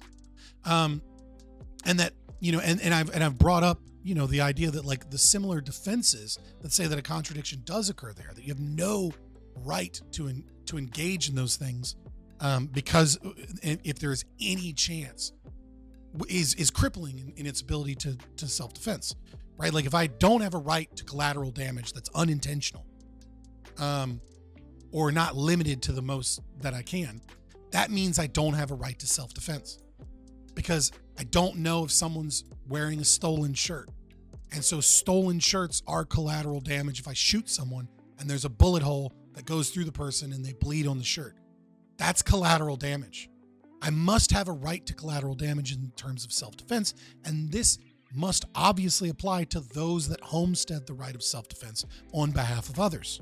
This doesn't mean that the taxes that support the IDF are justified, or that the IDF as an institution under the Israeli state is justified, or that the Israeli state is justified. All of those things are unjustified.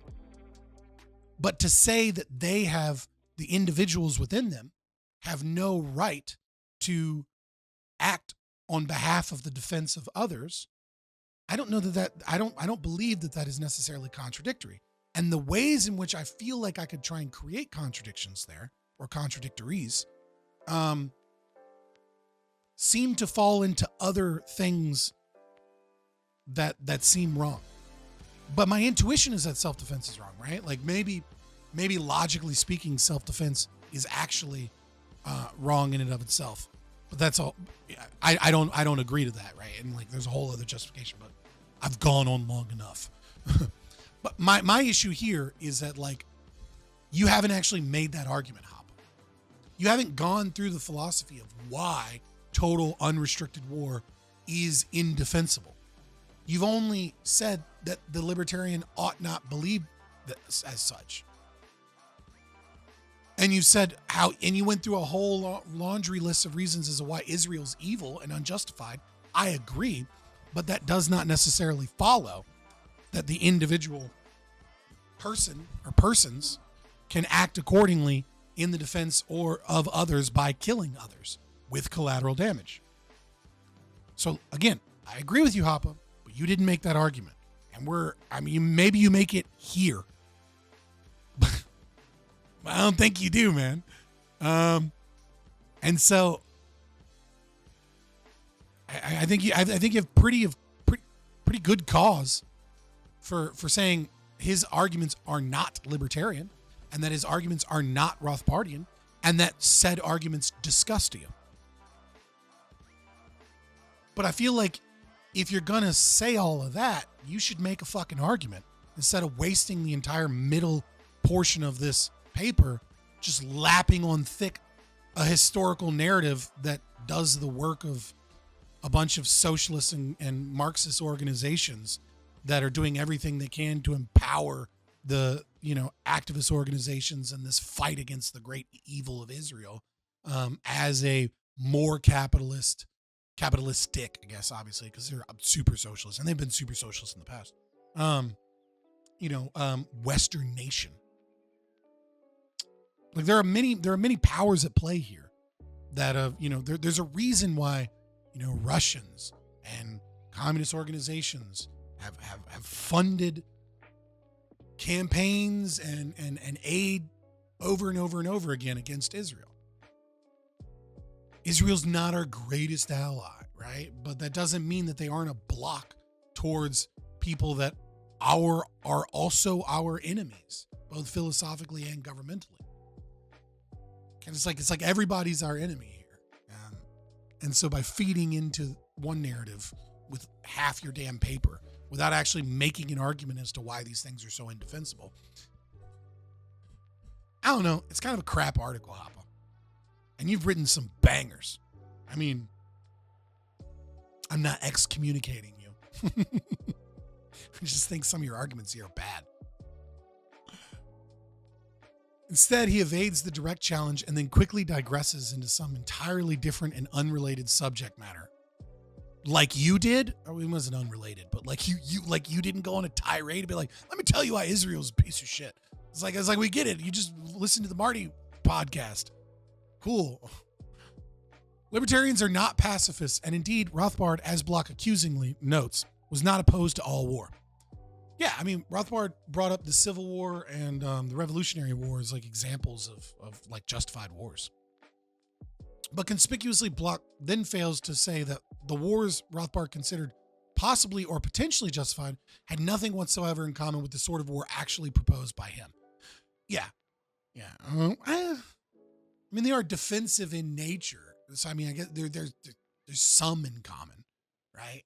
I think denying that is probably, you should probably steelman his argument there and then explain why they're substantively different, not just say there's nothing in common, because obviously there is something in common, because you know what I mean? Like, it's not like it's a stated war for territorial expansion, right? It's a stated war for a nation state to defend itself from individuals that have attacked its own citizenry, which one could make comparisons to damn near any war. Like, there's tons of things. You should steelman his position here and then destroy it, not just say there's nothing in common, because all you need to do is find something that is in common, and now your argument's invalid, right? It's a bad argument, Hoppe. What Rothbard had in mind was defensive violence used by secessionist movements against some central occupying powers, trying to prevent them by means of war from leaving, i.e. something obviously a world apart from the total war advocated by Block. Yeah, I mean, I should have just read the next sentence, obviously. I mean, you do clean it up a little bit here, but again, nothing whatsoever in common. I mean, I guess, I don't know. It's something that sounds like you would say in a debate, right?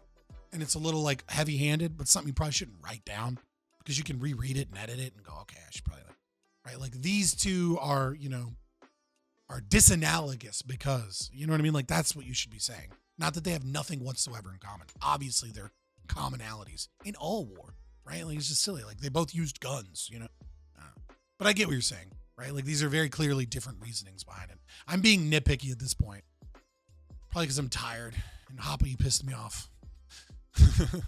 Yet in stating that Rothbard does not at all oppose war, period, Block tries to create the deceptive impression that his deviation from Rothbard then is merely a minor one, only a matter of degree. Various deviations from Rothbard, he then continues, have been suggested or proposed before by other Rothbards, and he cites and links to this effect several contributions of his own, of Joseph Salerno, of Peter Klein, and also of myself, and notes that none of these has led to the exclusion of any one of them as Austro-libertarians, nor would Rothbard himself have excluded them as such an account of these writings. Nah, Rothbard would have 100% been like, dog, no, after the crap you wrote in that article. How about you? No. Indeed, Rothbard embraced some of these deviations, such as mine, for instance, and he may well have seriously considered the others. Such, then, Block claims, should also be the appropriate reaction to his deviationist position on the war question, and such also, he believes, would have been Rothbard's personal reaction upon reading his Wall Street Journal piece. Yeah, I highly doubt it. I highly doubt that that's what would happen. I wish you, Hoppe, would have made some actual philosophical arguments and attacked the position more handedly, as opposed to being offended mostly and calling out some nonsense, but then going on some bad history lesson in the middle of your paper that wasn't really helpful. You could have done a much better job. Grotesque. If anything, this assessment of Block's only indicates that he has lost any sense of measure and proportion. None of the other deviationist writings mentioned by him in comparison to and as an excuse and justification for his own deviationist position on the war question is, or can be interpreted by any stretch of the imagination as a break with or enunciation of the fundamental principles of the Austro-libertarian intellectual edifice. Yeah, fair. But his call for total and unrestricted war and the indiscriminate slaughter of innocent civilians is actually the complete and uninhibited rejection and renunciation of the non-aggression principle that constitutes one of the very cornerstones of the Rothbardian system. Again, I agree with you, but you just keep saying gross. You're not making an argument. You're just saying nuh-uh. I mean, like, you're right, but like, I don't know, man. It's just like, make the actual argument. Like, go through the argument. Like, make an argument as to why you think that, full stop, the state shouldn't exist, therefore all military action is unjustified, right? That's a very simple argument. I have issues with that argument, but it's an argument and you can make it. Instead, it's like you did what I did, what I'm doing. You did a reaction. It might as well have been a YouTube reaction video, like from one of the greatest libertarian thinkers ever, right? Fucking why? Why did you do a reaction video in article form where you put in italics and be like, huh, what about this? Huh? Like you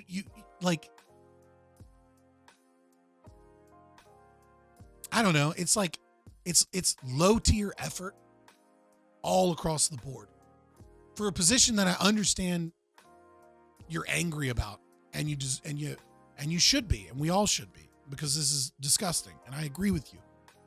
But it's just like, you could have done so much better, and you could have made arguments, but this paper clearly doesn't make those arguments. Instead, it just kind of matter-of-factly is like, fuck you.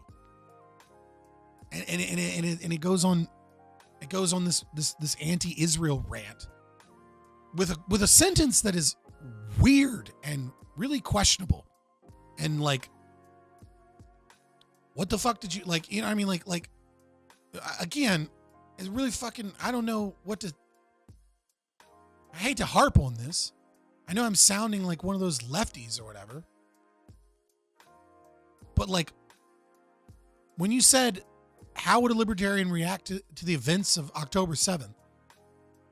What the hell did you mean by, and he would not fail to note also that in both cases, that of Israel as well as that of the Ukraine, their provocations had been encouraged, backed up, and supported big time by the predominantly Jewish neocon gang leadership in charge of the U.S. government.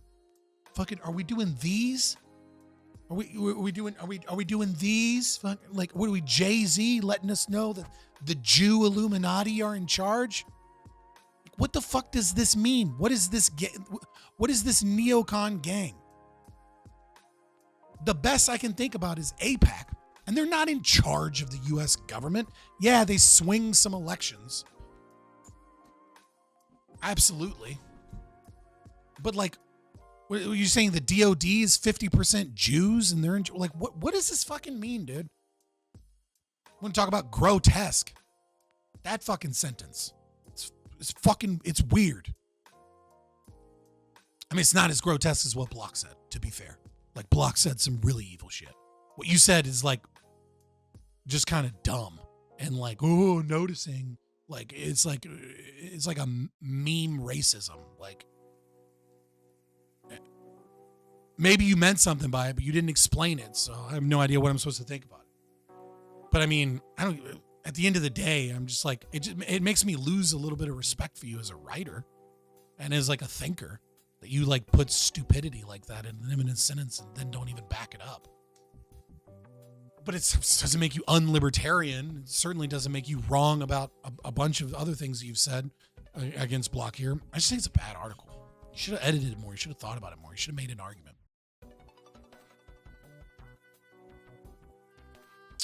But his call for total and unrestricted war and the indiscriminate slaughter of innocent civilians is actually the complete and uninhibited rejection and renunciation of the non-aggression principle that constitutes one of the very cornerstones of the Rothbardian system. To believe that Rothbard would have given serious consideration to his Wall Street Journal piece is simply ridiculous and only indicates that Block's understanding of Rothbard is not nearly as good as he himself fancies it to be. The Rothbard I knew would have denounced the piece in no uncertain terms as monstrous and considered it an unforgivable aberration and disgrace. Yeah, all right.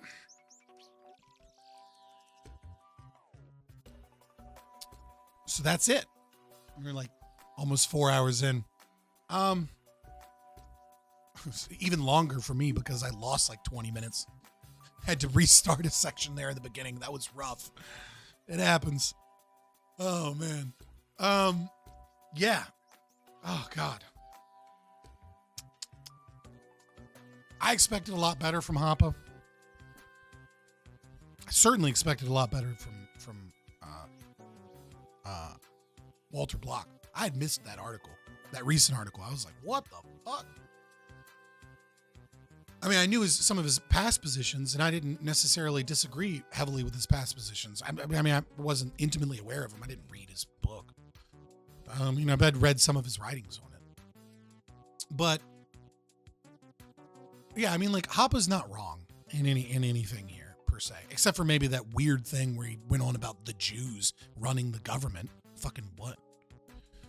It's so strange. But other than that, I mean, he's mostly right. It's just this weird rant that like is unnecessary to the article itself. It's like this like weird, like, I'm going to establish a history of why Israel's evil.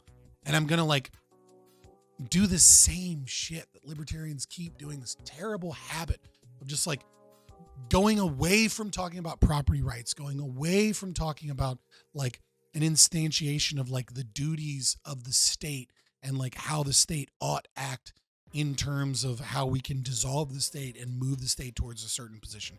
You know, like even if you want to, you know, be not an ANCAP and be libertarian in the way that libertarian in the way that you view, like if you're a minarchist or something, right? Like, I wouldn't call you a libertarian, but like at least a minarchist might, you know, there are minarchist arguments that I would say are really just paleo conservatism, paleo libertarianism, whatever.